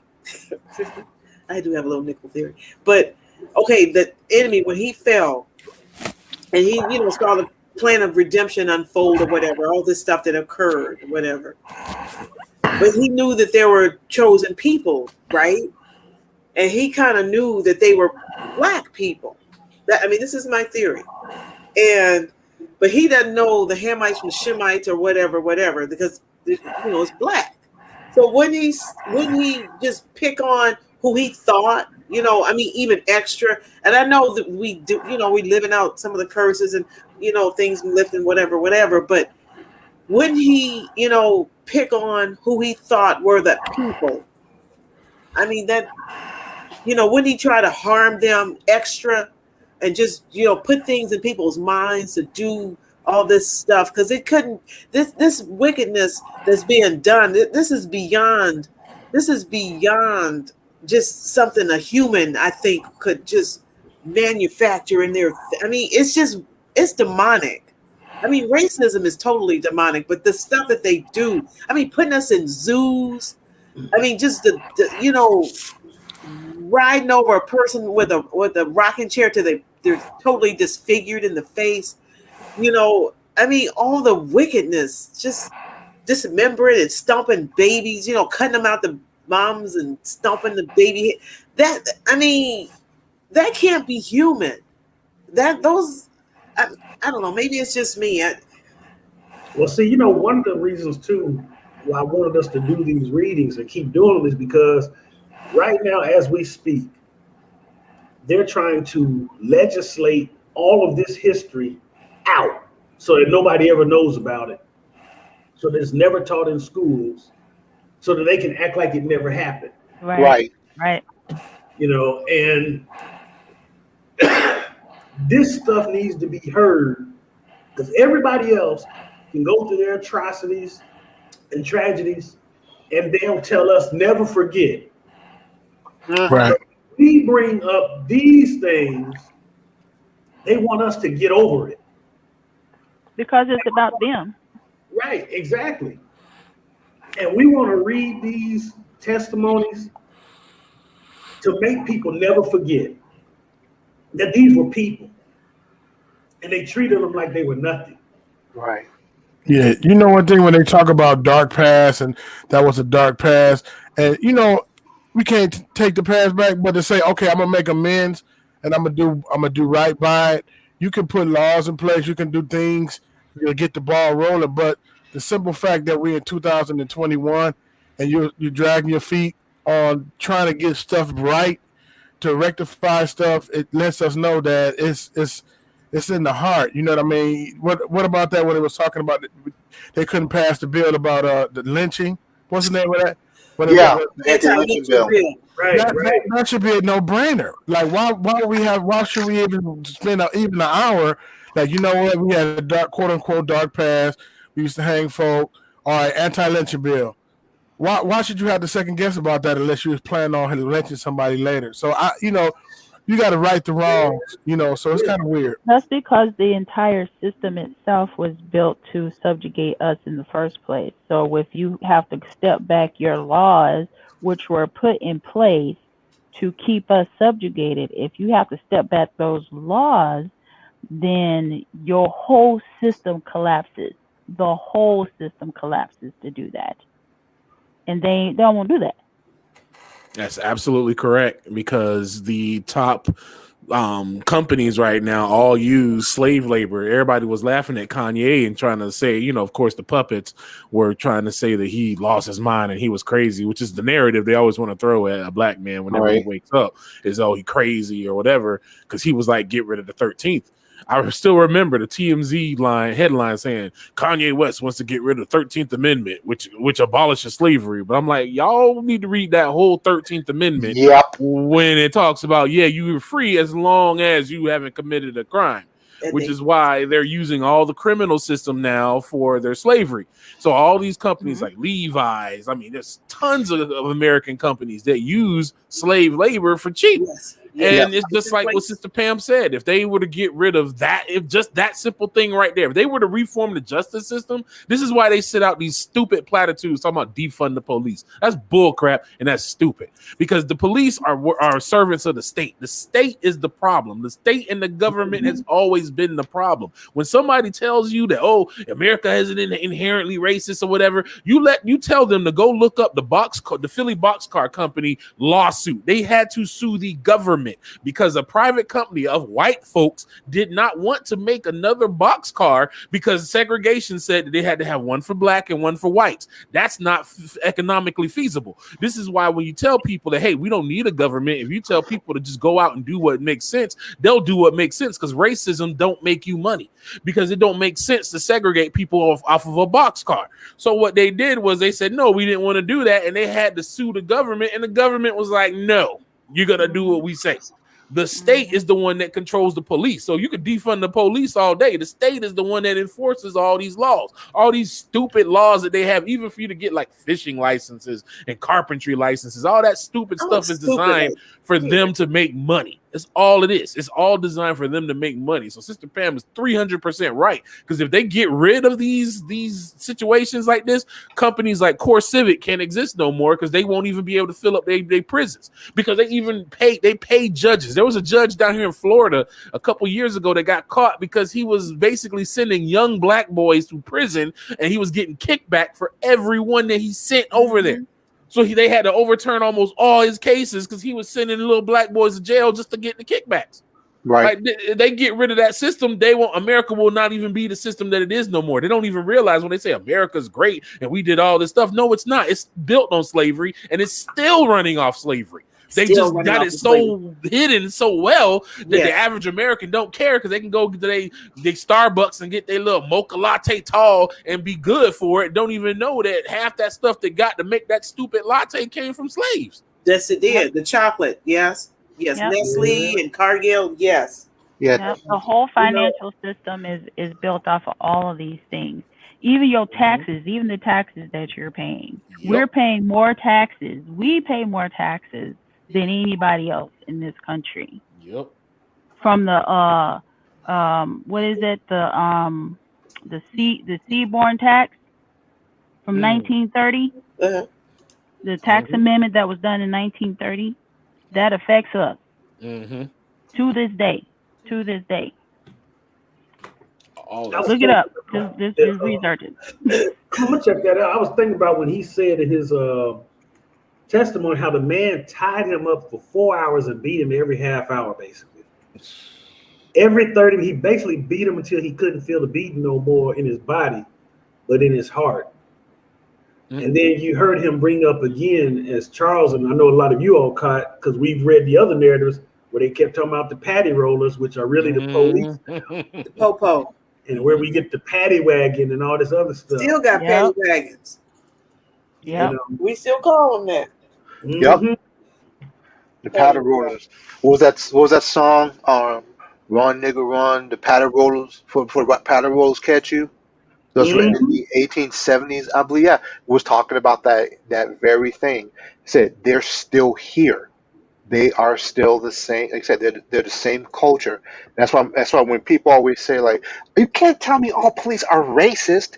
Not all police are racist. What about the black police officers? What about them? They can't be racist. I'm like, I'm talking about the culture and system of policing. The whole system is man, The whole system this whole is country just has to just be judged. It's the whole system is foul. It's never been a system that was of Yah. There's always been slavery in America, whether it was us or other people. It's always been slavery. Everything that they get comes from the benefit of somebody else. You ever notice when now there's no more mom and pop stores?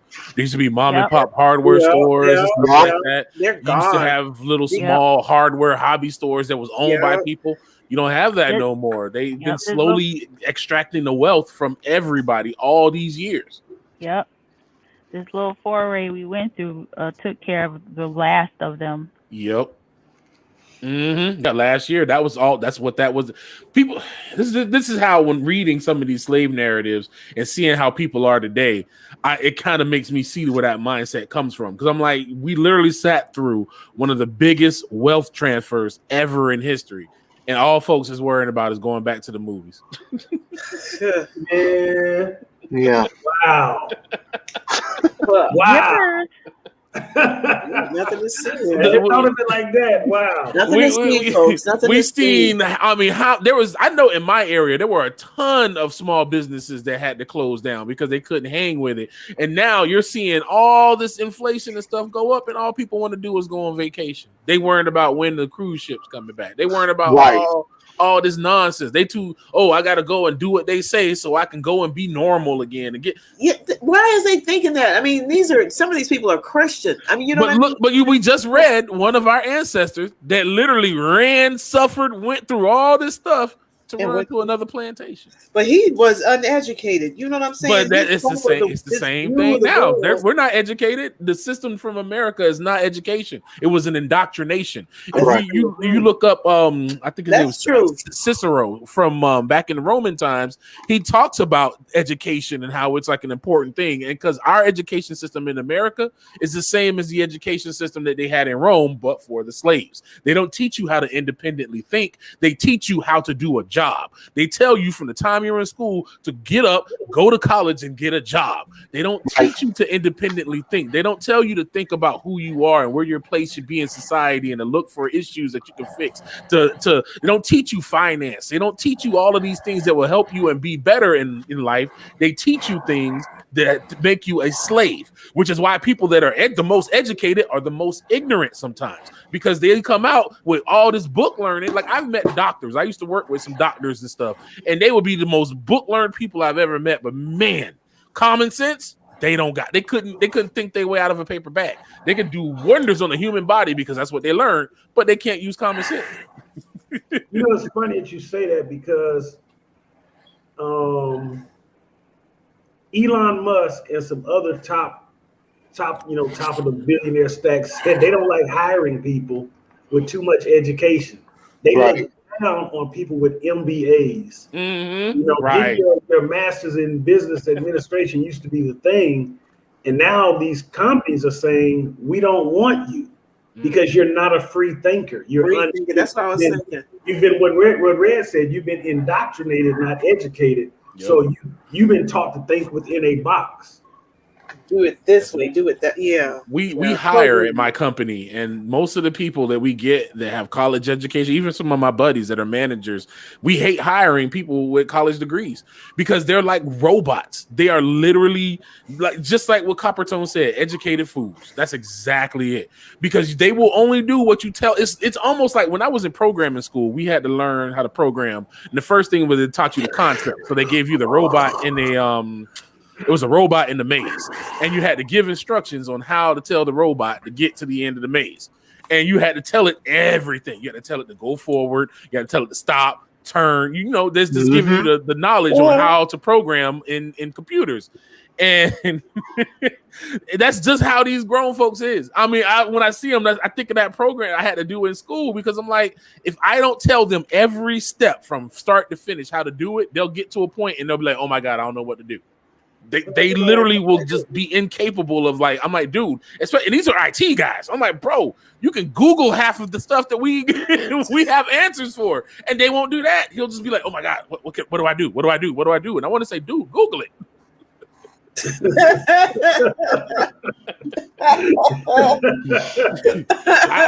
I've never seen this. Like, it's like an epidemic, man. They literally cannot think themselves out of a paper bag. This is the result of this education system. They can follow orders, they can give you all the book answers, but they don't know how to tell you how they came to that answer.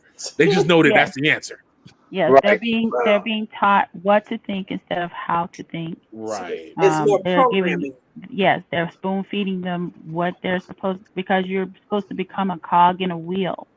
You're not supposed to, be a thinker, who knows how to do something, how to create, how to, be inventive. You're supposed to do the job. You have to be a worker bee. That's exactly it. There's a dude on YouTube called Joshua Fluke. He's kind of funny. He's a little young dude. And he said something. He made a good observation that I was like, man, I hadn't thought of this before. But he talks about, like, you'll see in a lot of the newer, like, Google and Amazon and all the big developers and stuff, everybody has like this new design shtick. They're literally designing like adult workspaces that look like giant nurseries. Like, there's sleeping areas. You have sleeping bags. And they have sleeping areas. And he's like, he literally showed the comment. He's like, this is a nursery, and you have on the wall Spider-Man and all the stuff. He goes, and this is a job place, and they have on the wall Spider-Man and all the little stuff, and they have beanbag. It was a little place for you to sleep and everything. Oh my goodness. Because they're saying they're going to be more productive. Is that what they're thinking? Think about a lot of the stuff these companies have you doing. Like, a lot of this, like, they're literally now, I didn't even know they were doing this, because now after, the whole thing going on, some people are going back to work. They're literally taking pictures and putting first day back, like you do your kids when it's their first day to school. And literally this one company had a photo booth up where it said, like, welcome back, my first day back. And you took a picture next to it. And they put the picture on their website. Wow. That's like, Not interested. that sounds so juvenile. So not even. It is. It's juvenile. That's exactly what it is. It's juvenile. But this is why you have a bunch of adults with the mentality of children, because they cannot. Everything is black and white. They have no ability to do nuance. They have no ability to think rationally. This is by design. This is what America trained us up to do and be. This is how they want. I mean, look at how they did our ancestors. You see, from almost everybody today, except for the one girl that went to get back with her mama, they all had like that institutionalized mindset. Mm-hmm. No critical thinking skills. Those are just out the window. No. That's it. That's what I was thinking. Not juvenile, but preschool. That's like cookies and milk. They probably gave them cookies and milk too. Kool-Aid. I was thinking about what you just said about the slave, the woman that we read about who was trying to get back to her mother. Mm-hmm. That kind of trauma too. It was a few things in that narrative that is reminiscent of what's being done to us today.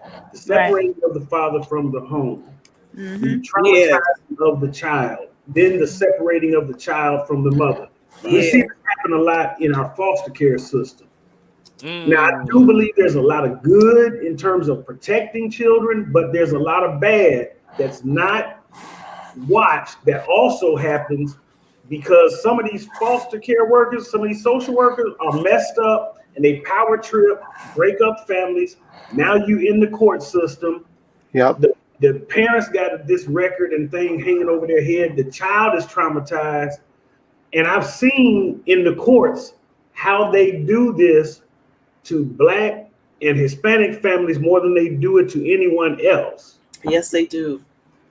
Even a lot of times they've been denied the opportunity to allow the child to go to a family member so that they can still have some sense of normalcy, familiarity. And they'll still break us apart just like in slavery. Yes. And like to me, there's no reason why anyone, because look, everybody needs some help sometime, whatever your situation is. Yeah. So if you have to be on government assistance for a time period, I get it. It's fine. Work your way until up until you can do better. But there's no reason for a woman to have children and have a man that wants to be there for her and her children, and the government say he can't be in the house, or we gonna put you on your kids out. Mm-hmm.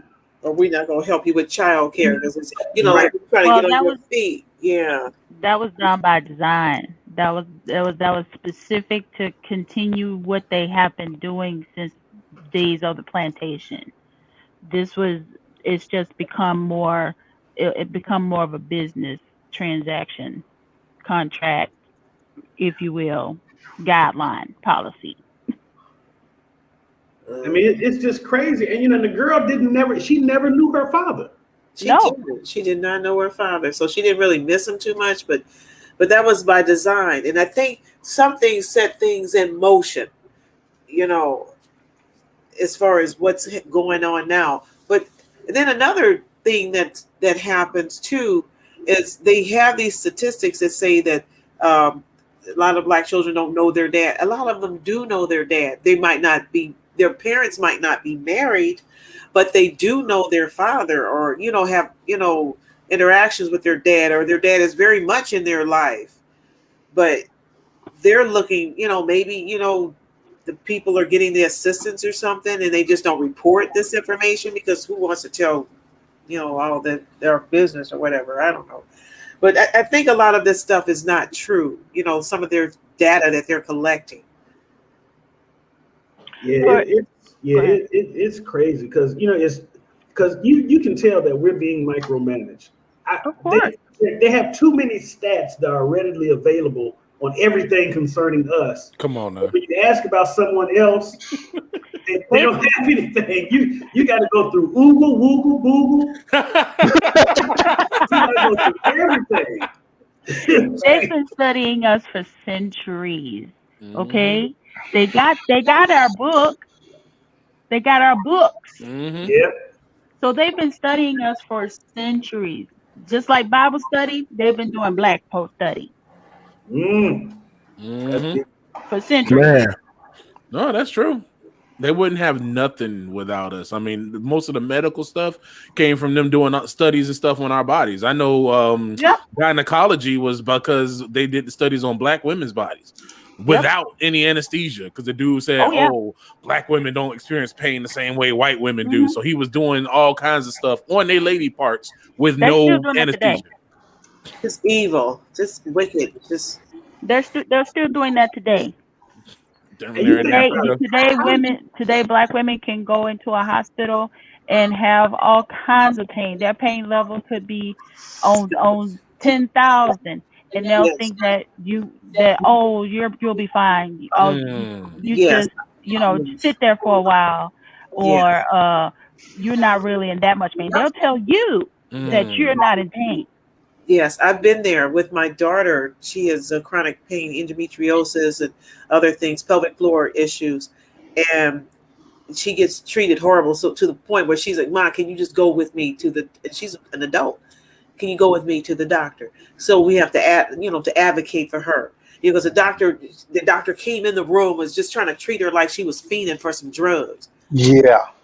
You know, and that's what they do, you know. And she's got her MBA, whatever. But that little piece of paper and her skin color, you know, it cancels all of that out. They try to tell you that lie, that education, you know, all you gotta do is be educated. No, that's a lie. That's that a is lie. a lie. That is a lie. You find the most racist white folks actually among the educated. Like I that can is so tell true. you, True. I've, you know, I'm down here in Florida. You know, when I come around most of the rednecks and stuff, some of them just the coolest people you'll ever be around. They just be cool little country folk. But you get around those educated cats, all the cats in the businesses, oh boy. And they be those little what they call microaggressions, those little things they do here and there that they say and do.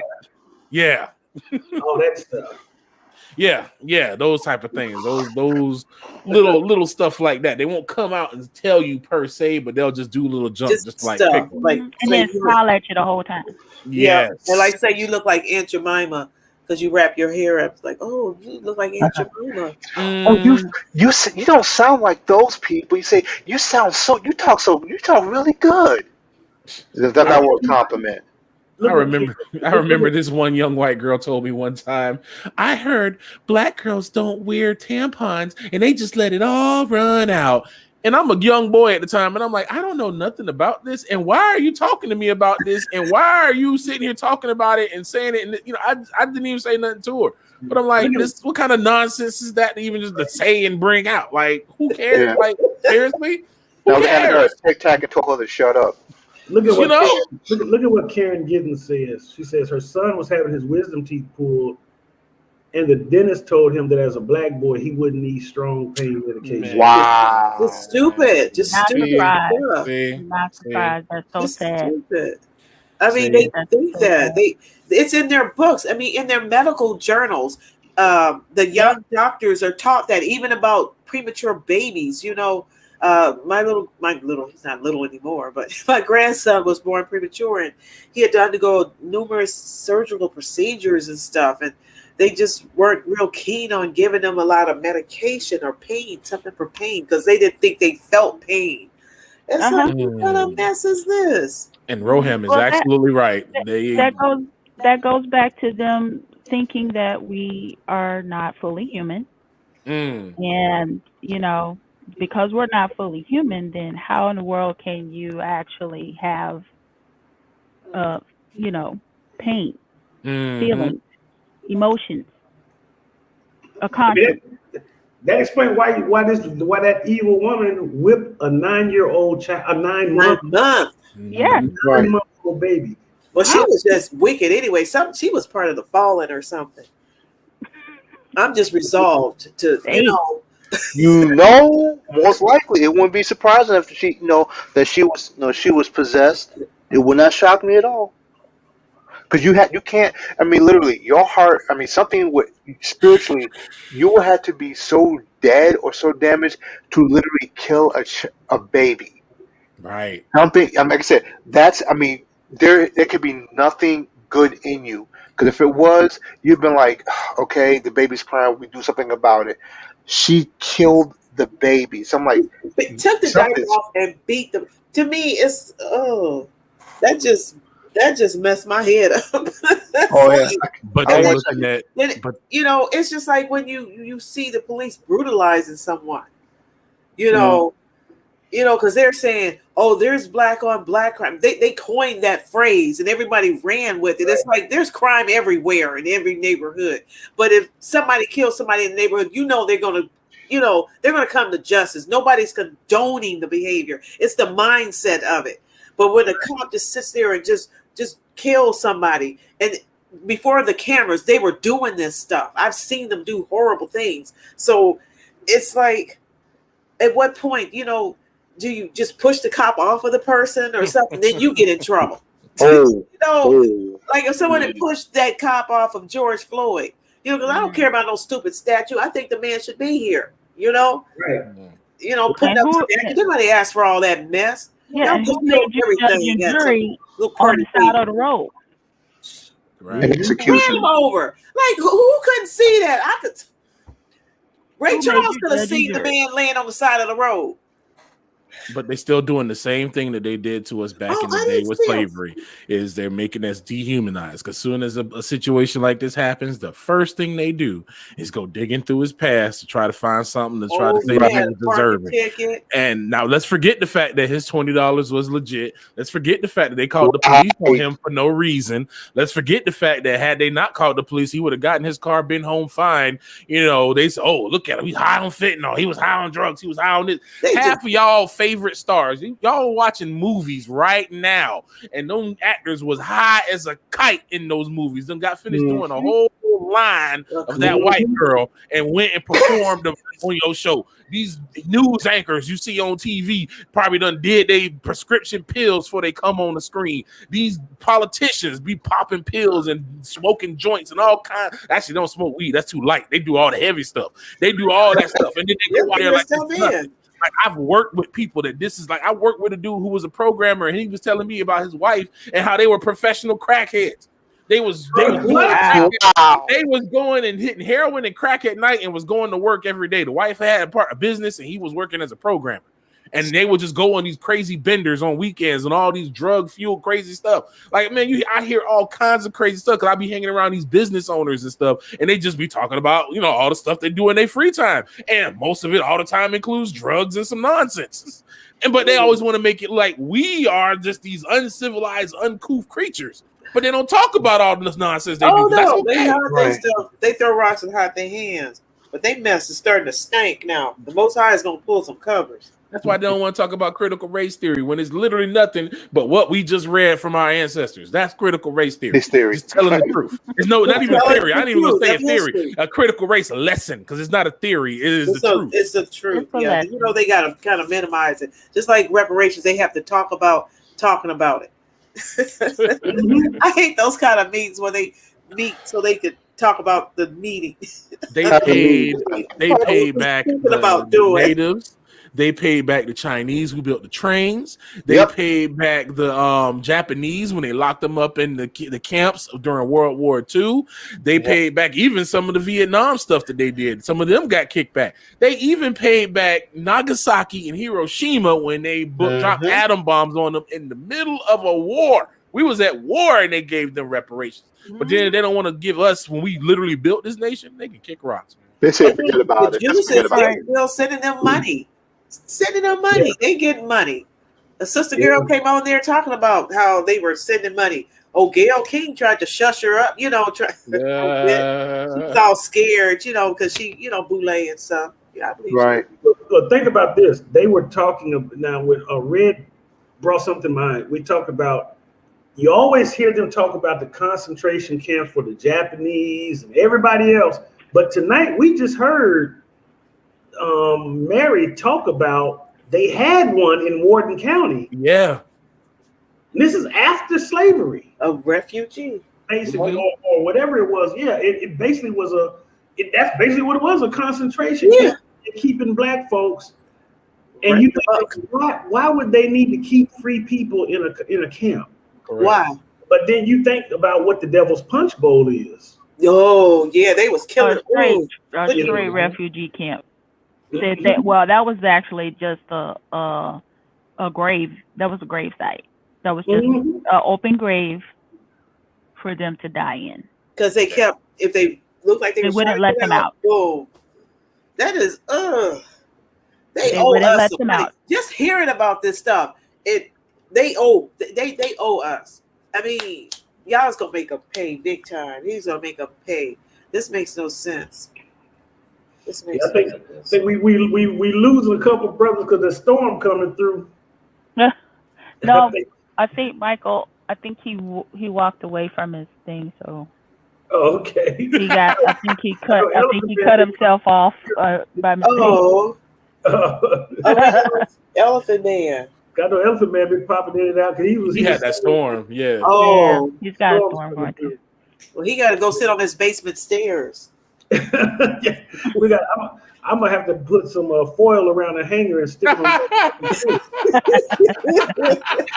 Oh my gosh! You know, but I mean, this is, like I said, these things.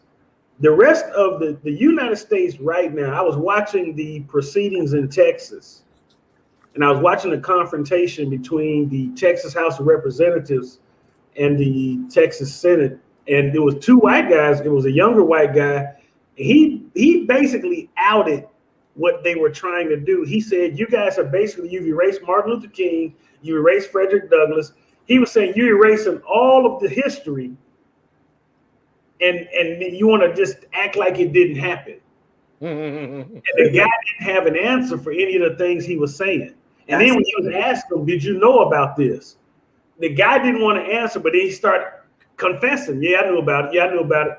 So it's like they're not unaware of what they're doing. No. And they don't have a good explanation for why they're doing it, because the only reason they're doing it is because they don't want to hear about the crimes of their ancestors that they've benefited from and continue to benefit from. But here's the kicker. They're not trying to fix it to heal the nation. All they're trying to do now is do more crime, basically, by covering it up. Yes. And They're trying to hide it. They won't confess. They won't come clean. And they won't be healed if they won't, come clean and just say, "Hey, this is where we are." No, they're not at that point. They don't want to be at that point. They like it like it is. They want it like it is. And they feel they have the right to be able to live and have this like it is. They want it to be great again. They want America to be the way it was. It's in their mindset, but they don't know, they're so ignorant to it. They think it's just, they don't really realize the depth of it, maybe. I don't know. I'm not going to give them no benefit of the doubt. No, they just wicked. No, I feel like if if we can just jump in the car with Suge and do like Silly on The Color Purple. I know, right? Everything you ever think about already done. But they don't know, like that's literally where they're headed, because the Bible literally says, "As it was in the days of Noah." And if you read in Enoch about what it was going on in that time, it was a bloody time. I mean, there was a reason why when Lot was set free, he didn't want to go to the mountains. There was a reason why he didn't want to go up there. It wasn't just because Lot was a scaredy cat. It was because there was giants up there that ate humans. These things ate people. There was all kinds of crazy, ridiculous, like it was like stuff out of a crazy story. But that was real life and what was going on. And that's coming back onto the earth, onto the earth.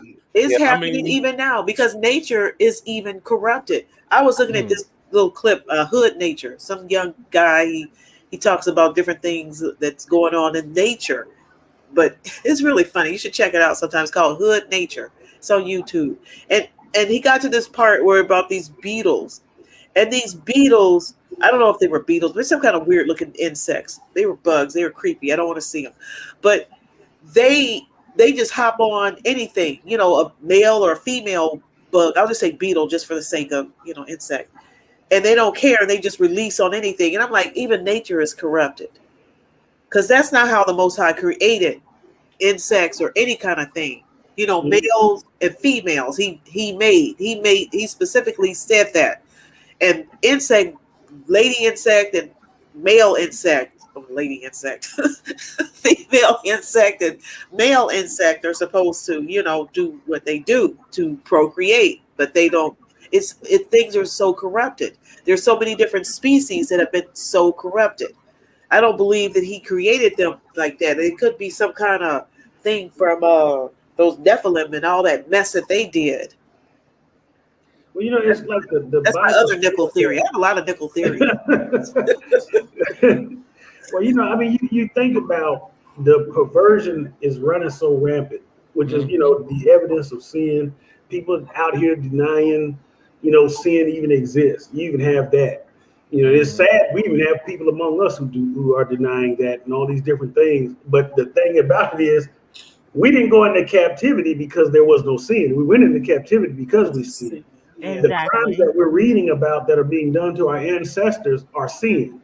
Mankind has been in sin forever. And the only way to get out of sin is we need a savior.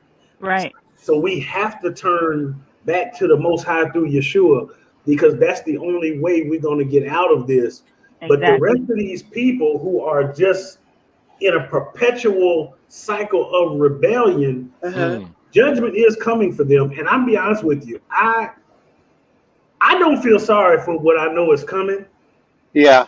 Because when you think about all that's been done, you understand why the martyrs in heaven that are under the altar. Come on. How long? When are you going to avenge our blood? They're pleading out to him, saying, when are you going to get revenge for us? Because of all of the things that have been done, and I can't help but to think about the mothers and the fathers whose narratives we read tonight and the different things of this sort, that they may be among that number now. Asking, Lord, how long? You saw how we worked on those plantations. You saw how they beat us, how they took our children, how they broke up our families, how they used us for gator bait, how they raped us, how they mutilated us, and how, how the man said, think about this. If this happened today, someone ties you up for 4 hours and beats you every 30 minutes. And the man said the beating ain't in his body no more, but it will never leave his heart. That was. And then they know that hell is too good for you because of that. Yeah. They knew that. They knew that. Oh. So I can't even imagine what they, like I said, those slave masters who did not repent. I mean, I can't. Whew, they don't take us. They know what true terror and pain is like now. It's like the sin that you've committed is up on your heads multiple times over, and they're receiving it. Like I said, can you rejoice in that? I don't know, but I rejoice. I believe in rejoicing in justice, because I said they knew the evil that they were doing. It wasn't like that. Oh, I didn't know. They did know. They knew. That's what I said. They had no excuse. There was no like, oh, I didn't. I wasn't sure. I didn't. No, you knew exactly what you were doing, or you wouldn't have created the slave Bible. Right. Change the word of God. Oh man. And twist people. That's the ultimate violation. That's it right there. You deliberately change the word of the Most High to justify the brutality that you inflicted on a whole group of people. And then to this day, even, and this is why I say, these things are generational. Because if the people today truly felt like, well, I didn't do anything, I'm not guilty, I didn't live back then and there, but you benefited and you doing things now. And so let's talk about let's talk about what you're doing now. Yeah. And then let's talk about how you got here. Because there's a whole psychology and sociology behind it. Why you think the way you think. Why I remember one day I was just, interacting with people, and I was observing how free other people were able to be. And I'm talking about people that don't look like me. Don't look like me. And I was mad because I was like, I can't, I can't frolic. I can't use that. You want to frolic? Right. I can't frolic. You thespian, you. That's fast. I can't, I just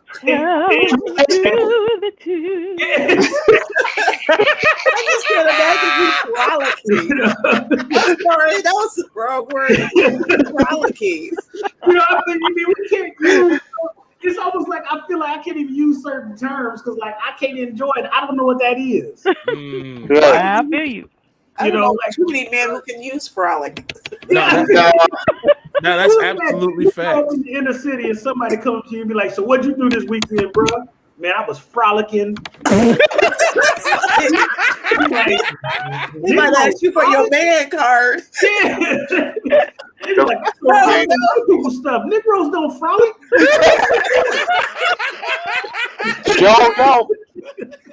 Frolic. Was that Kings of Comedy? I say, wow, we had a great weekend. So what you do is say, we had 2 days off. Yeah, exactly.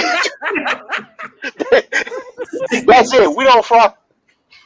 Frolic. I just remember the observation, and I was like, wow, man, that, the kind of freedom, because in my mind, I say, like, I stopped using the term captivity. And I say, no, we because when I read these narratives, I said that they were in captivity. We're sojourning, but we so close to the captivity that it's like a few changes here and there. We could be right back there, literally, when you look at the way this country is. They want to take us there. And it's like, this time, though, we would have to fight to the death because there's no way we can go back. No way, right. But you think about the mentality. Maybe those who frolic, like, right? I mean, there's some of them that's in it not frolicking around. What you said was so true, though, Blacktastic. I remember I had to, I worked at a place and we did IT for other companies. So I was onboarding a client for us. And I missed the closet because I went to where they told me to go. Because again, I'm a black dude walking up in here. Number one, I ain't even supposed to be here because I'm a black guy doing IT at a high level. So when I walk in the door, they're looking at me crazy already. So I'm like, all right, show me where your IT room is. And that's where I'm going to be at. And I ain't going walking around in other people's stuff because unless I talk to the person that's over the place, because I don't want no nonsense. I don't want, I try to go and cause the least amount of issues. And I remember I came back to one site with some of my coworkers who are white dudes. And man, they just started walking in all the rooms and they just opening doors. And I'm looking at these cats like, what in the world? I mean, they just walk in there like they own the place. And I'm like, man, I could never. That's how they're free. They are free to do that. Yeah, that's why most of them will walk in the building like they own the place. Like white folks are. I remember working in places and white folks walking in the I worked at a warehouse at this furniture store, and they will walk back there all the time. And I'm like, it says employees only on the door. They were free. They could just do that. They had that privilege, but they don't call it privilege. Like I said, I feel like this. We have. we have freedom, but it's a low budget freedom. It's like it's a low budget. Freedom. A low budget. You don't get butter. It don't come with butter. They got Nike freedom. We got Bikey. We got Ike. We can't get the end. We don't have we got freedom. I guess without the F. Or something, we just got dumb. Yeah, that's the part we got, I guess, and so get dumbed down in school and dumbed down everywhere. Because the question is, if I'm not allowed to exist without having to worry about, being mistreated because of the way I look. Yeah. And if I'm always in a state of awareness about who I am, then how free am I? Right. When I'm listening to testimonies from brothers and sisters who have moved to the African continent, and I would hear them say one after the other, in Africa, I'm not a black man. I'm not a black woman. I'm just a man. Yeah. I'm just a woman. And, and to be able to take the connotation off and not say black, just say man, woman. Yeah. To be respected as a human being, without having to always identify what type of human being you are, as if you're some other kind of species. There's a freedom and a liberation there that we have not yet experienced. And so we're, like I said, I guess that's why I call it's an off-brand freedom. Yeah. Because it's hard for me to say, to put it in words, because I have to walk down the street thinking about I'm black. You do? I have to, go places always conscious that I'm black. And this is a burden. And so when people do things, there's a paranoia in me that no matter how much I pray and how much faith I have, Yes. it's there. And so I spend a lot of time praying about that when I shouldn't have to. It shouldn't be something that on a daily. You know, and this is the thing that I don't think a lot of people who haven't experienced what it is to be in our skin on a regular basis in this society understand. And when you try to make them understand, they give you a blank look because they just can't get it. And then the sad part is when other Black people just act like they don't understand what you're talking about because they're like, what's his name that we read about tonight? It's all good. I don't know what you're talking about. Exactly. All you gotta do is when the cops stop you, you just have to listen. Just do what they say. How come you can't comply? Why you have to do that? Why you have to say something? Why? Right. And how many times have we seen? I got videos that I saved on my computer. You know, that I'm like, how many times have we seen a Black person comply and still get beat, still get killed? Thank you. I mean, so it's like Landro. it's like if I do what you tell me, now I just die without even being able to put up a struggle. Mm-hmm. If I don't do what you tell me, I still die. You know, but y'all fix it up because you are the ones escalating the situation. That's true. They escalated. That's why when that, what's his name, Orthel? I don't know if it's COINTELPRO. I do not know because there were no cameras on there. But I don't know why they said that this cop was out. What was he? They gave it a fancy term for him profiling. I had never heard of this term before. I can't recall what it is. But somehow or another, he came across, I think his name is Orthel or Othel or something like that. It starts with an O. And the white cop ended up getting shot in the head, and there was this manhunt for this person. It just makes me realize we really can't believe the media. We don't know. You know, they said, well, we found them doing this and that. How do we know? How are they credible? Because they could say that about any one of us. Oh, you know what I'm saying? Oh, we found so and so with a bunch of guns or whatever. Okay, we can't have guns.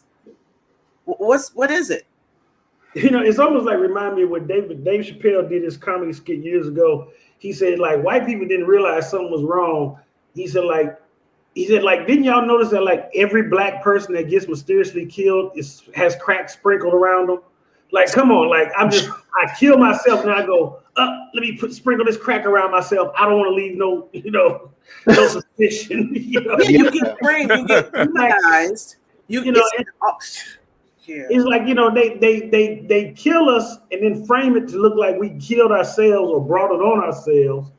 You know, and you think about all the stuff that's been revealed here over the last decade of police cover-ups. Oh, yes. Not being forthcoming with the cameras, you know, fixing the doctoring the tapes and all these other things, you know, and all of this stuff. And so you say this is the society that we're living in. Yeah. And then you read these slave narratives and you say to yourself, America has changed, but I can't say it's necessarily for the better. This is like Jim Crow 2.0. Yeah.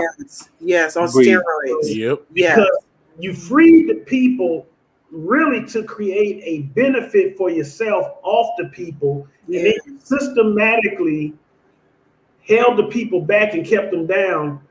And you now using them to make merchandise off of them, and you're letting other people in on the gig. Mm-hmm. So we can't control the economics in our communities because they brought in everybody else. So a lot of the Asian merchants now who make money off of us got a crime bill passed. Why? Because they got our money in their pocket. They can afford the legislators. Mm-hmm.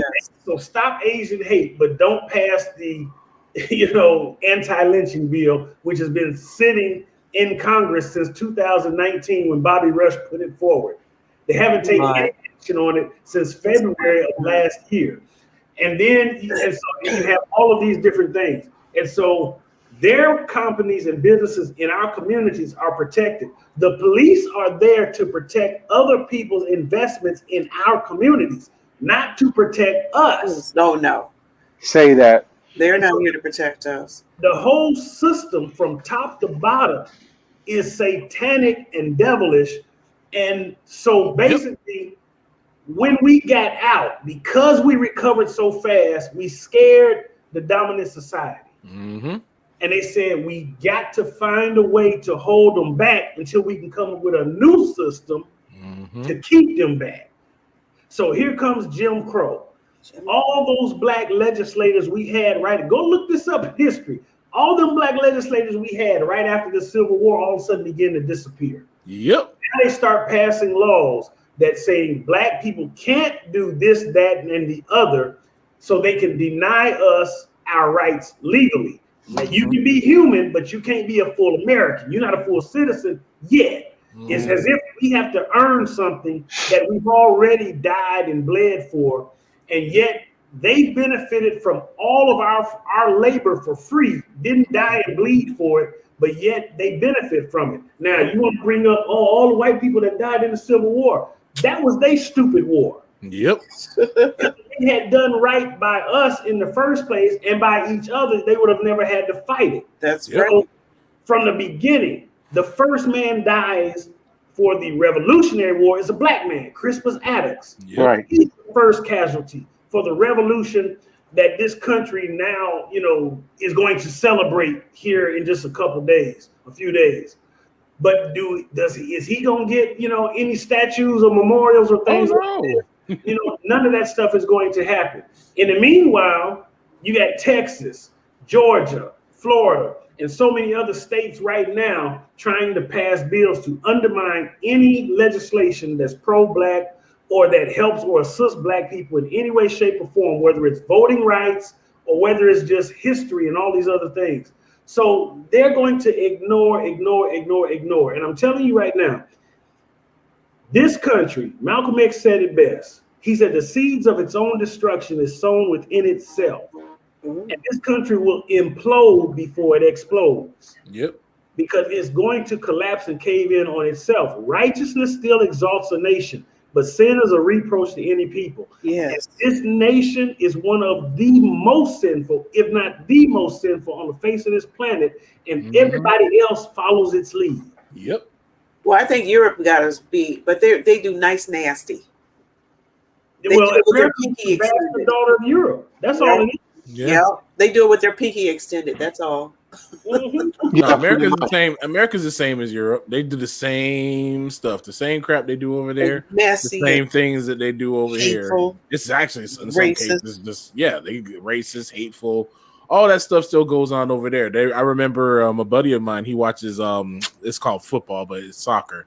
Yeah. And he was saying that some of the black players in some parts of the country will get booed. They'll boo them and they'll like make monkey noises at them. Yes, and one of them bananas. one of them had a banana thrown at them. So it's not it's not just exclusive over here. Matter of fact, I think I even saw something where in England they beat up this black dude on the train. I mean, they just beat him up for no reason. It's wicked. We don't keep reading these narratives because we can't afford to forget. No. Psalm 137 said, if I forget Jerusalem, Yeah. I mean, don't forget your heritage. Don't forget your history.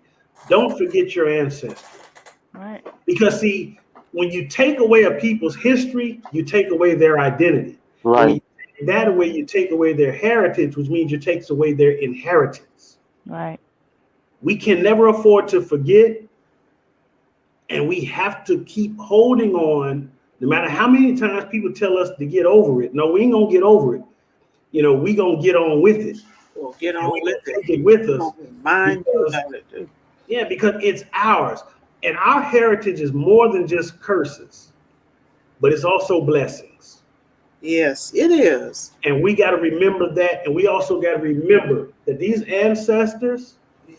their blood and sweat is the fertilizer in the soil that has helped us to grow. And we grow out of adversity. What The they more say. they mistreat us, the more we grow. That's our heritage and our legacy. as the children of Abraham. That's and so we don't buy, we multiply. that's right. Oh, baby. Baby an Israelite too. And so we have to keep pressing on. And so I'm more encouraged now, actually, to keep doing these readings because I feel they're necessary. Yes. I feel they're necessary. I think about how my granddaughter, my 10-year-old granddaughter, has already so much Black history in her. And our children have to be educated because, see, the world wants to make us forget. They want us to be a big zero in history. Yeah. But the truth of the matter is, we're the ones in front of all the zeros that make all the zeros afterwards matter. Yeah. One to chase 1,000, but two will put 10,000 to flight. Yeah. One person by themselves, can only do so much. But you put one together with another one, we just keep multiplying exponentially.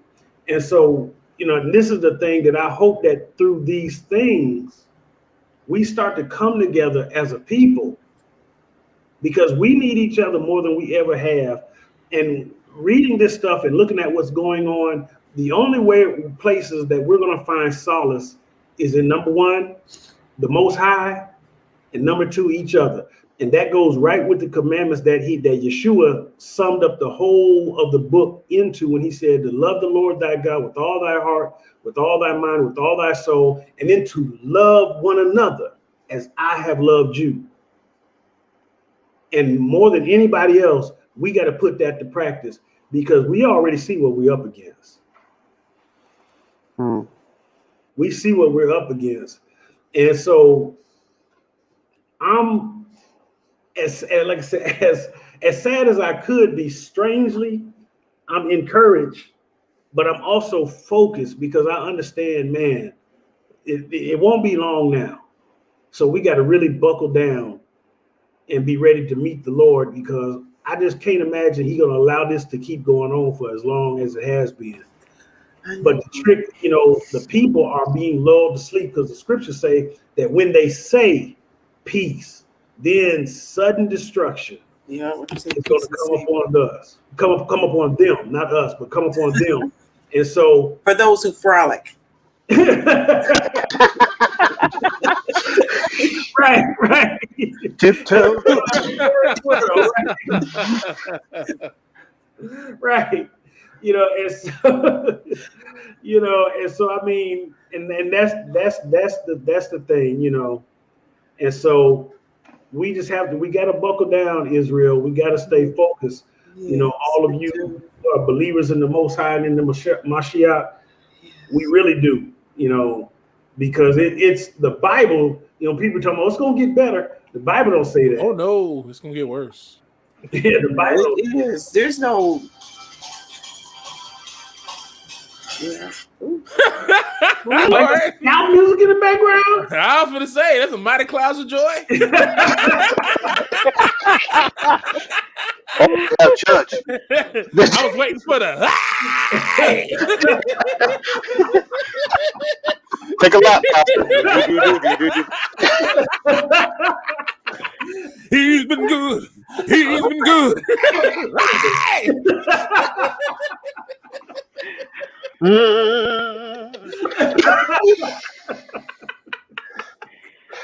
Yeah, man. But, yeah, like I said again, just seeing a lot of stuff that what we're seeing happening among them. Like now, so I can't help but think again. Like some people say that are we in judgment? I'm like, I definitely see judgment, because one of the things that when I read the scriptures, when Yah sends judgment upon the enemies of Israel, those enemies turn upon themselves. And as I just saw a story about, like I said, these were all white people. It was a white guy who became anti-police. He killed a police officer. Another white dude with a gun killed this guy, and he took his gun, and a white police officer saw the guy with the other guy's gun and killed him. Wow. It was like tink, tink. I'm like, what in the world? How? I mean, how often do you see that? This is supposed to be a good guy with a gun who kills a bad guy with a gun, get killed up by somebody with a gun, and it's like, So when people get upset, like, we should take a law into our own hands. It's like, no, they're gonna do it to themselves. We ain't gotta do a thing. That's why when people went out there, it's like, no, don't do that. Don't sit there and say, we're going to go out there and just do what we need. No, you're going to get judged if you do. It's not going to work. They say, Yah will take care of that. We just need to be prayed up. I mean, hey, man, you know what? You're right. We got to be prayed. You're exactly right. We got to be prayed up. And that's the main thing. If I take anything from what we've read tonight and what we've shared and exchanged, is, we see where we've come from. And one thing it does tell us is, we came from people who not only knew how to survive, but to thrive. They were up against what seemed like an impossible situation. Yet, because they persevered, we are now here. And I don't want to disappoint the struggle and the strain of my ancestors and those that went before me by giving up. Right. So we got to hold on and keep the faith, because we're seeing things they would have loved to. I mean, think about the little bit of relief that they had in their situation. They thought, and how much they thought about that. Imagine if they lived with us in our situation today. They would think, wow, they finally made it to, what the old folks say, Beulah land. They didn't say Canaan land, they said the Beulah land, but we're not there. We still got some ways to go, but we've come from a long way because they carried us. We came off their labor and off their backs. And even some of them probably didn't realize their situation, but we can look back now and we have a better view of it in hindsight. So I don't want to disappoint that the memory of our ancestors and the people that went before us.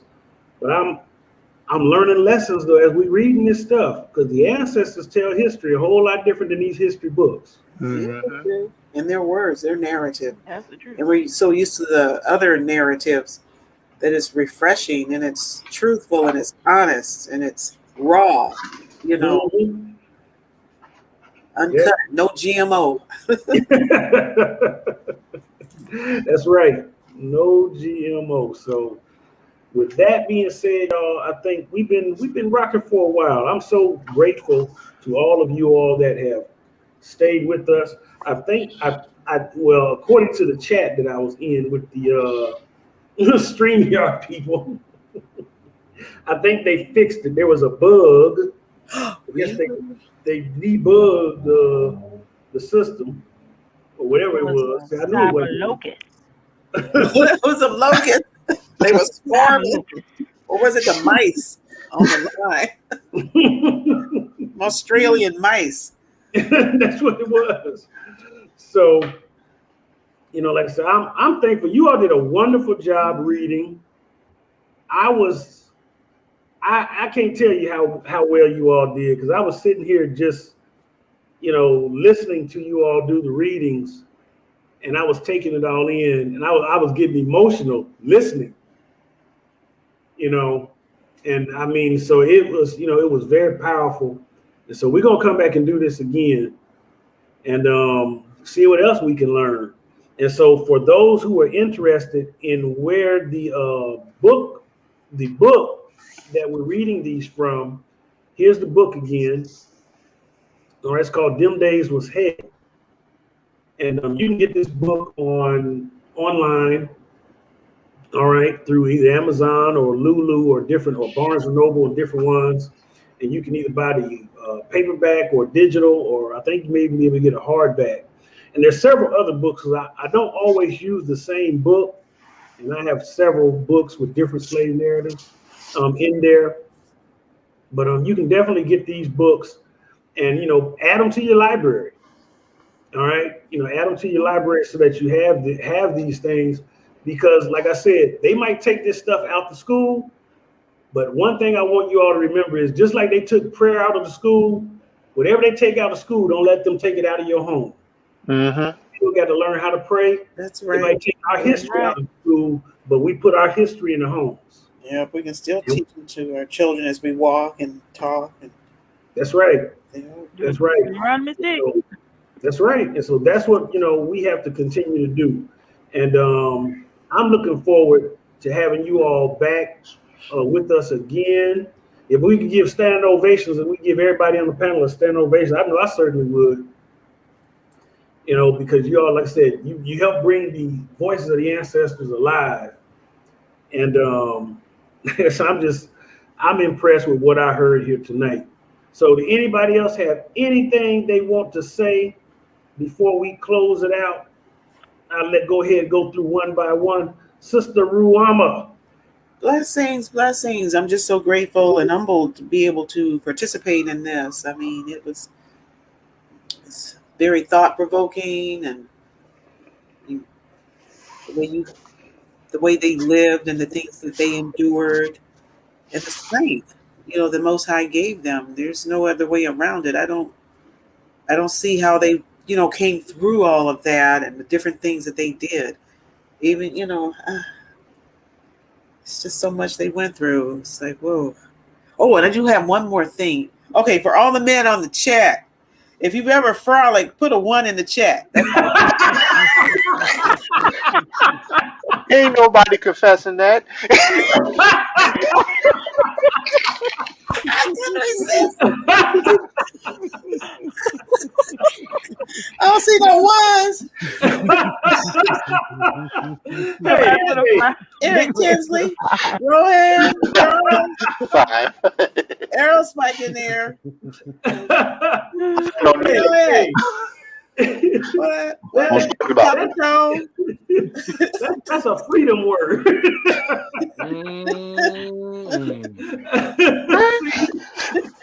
Oh, we're gonna start hearing like Dana Ross playing in the background all of a sudden. I don't see no one. Y'all there? Are y'all there? Or the Weather Girls, Sylvester.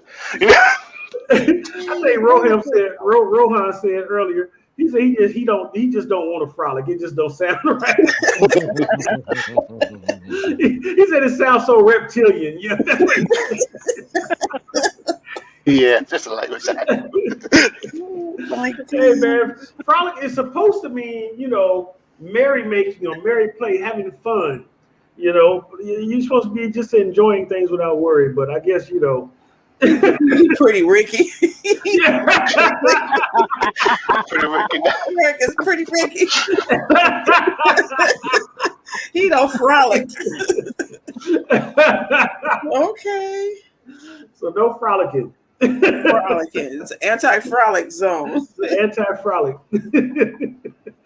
My man, Big Red. Man, it was an honor to read again tonight, going over our ancestors, telling us, their history. It's definitely something that should be required reading.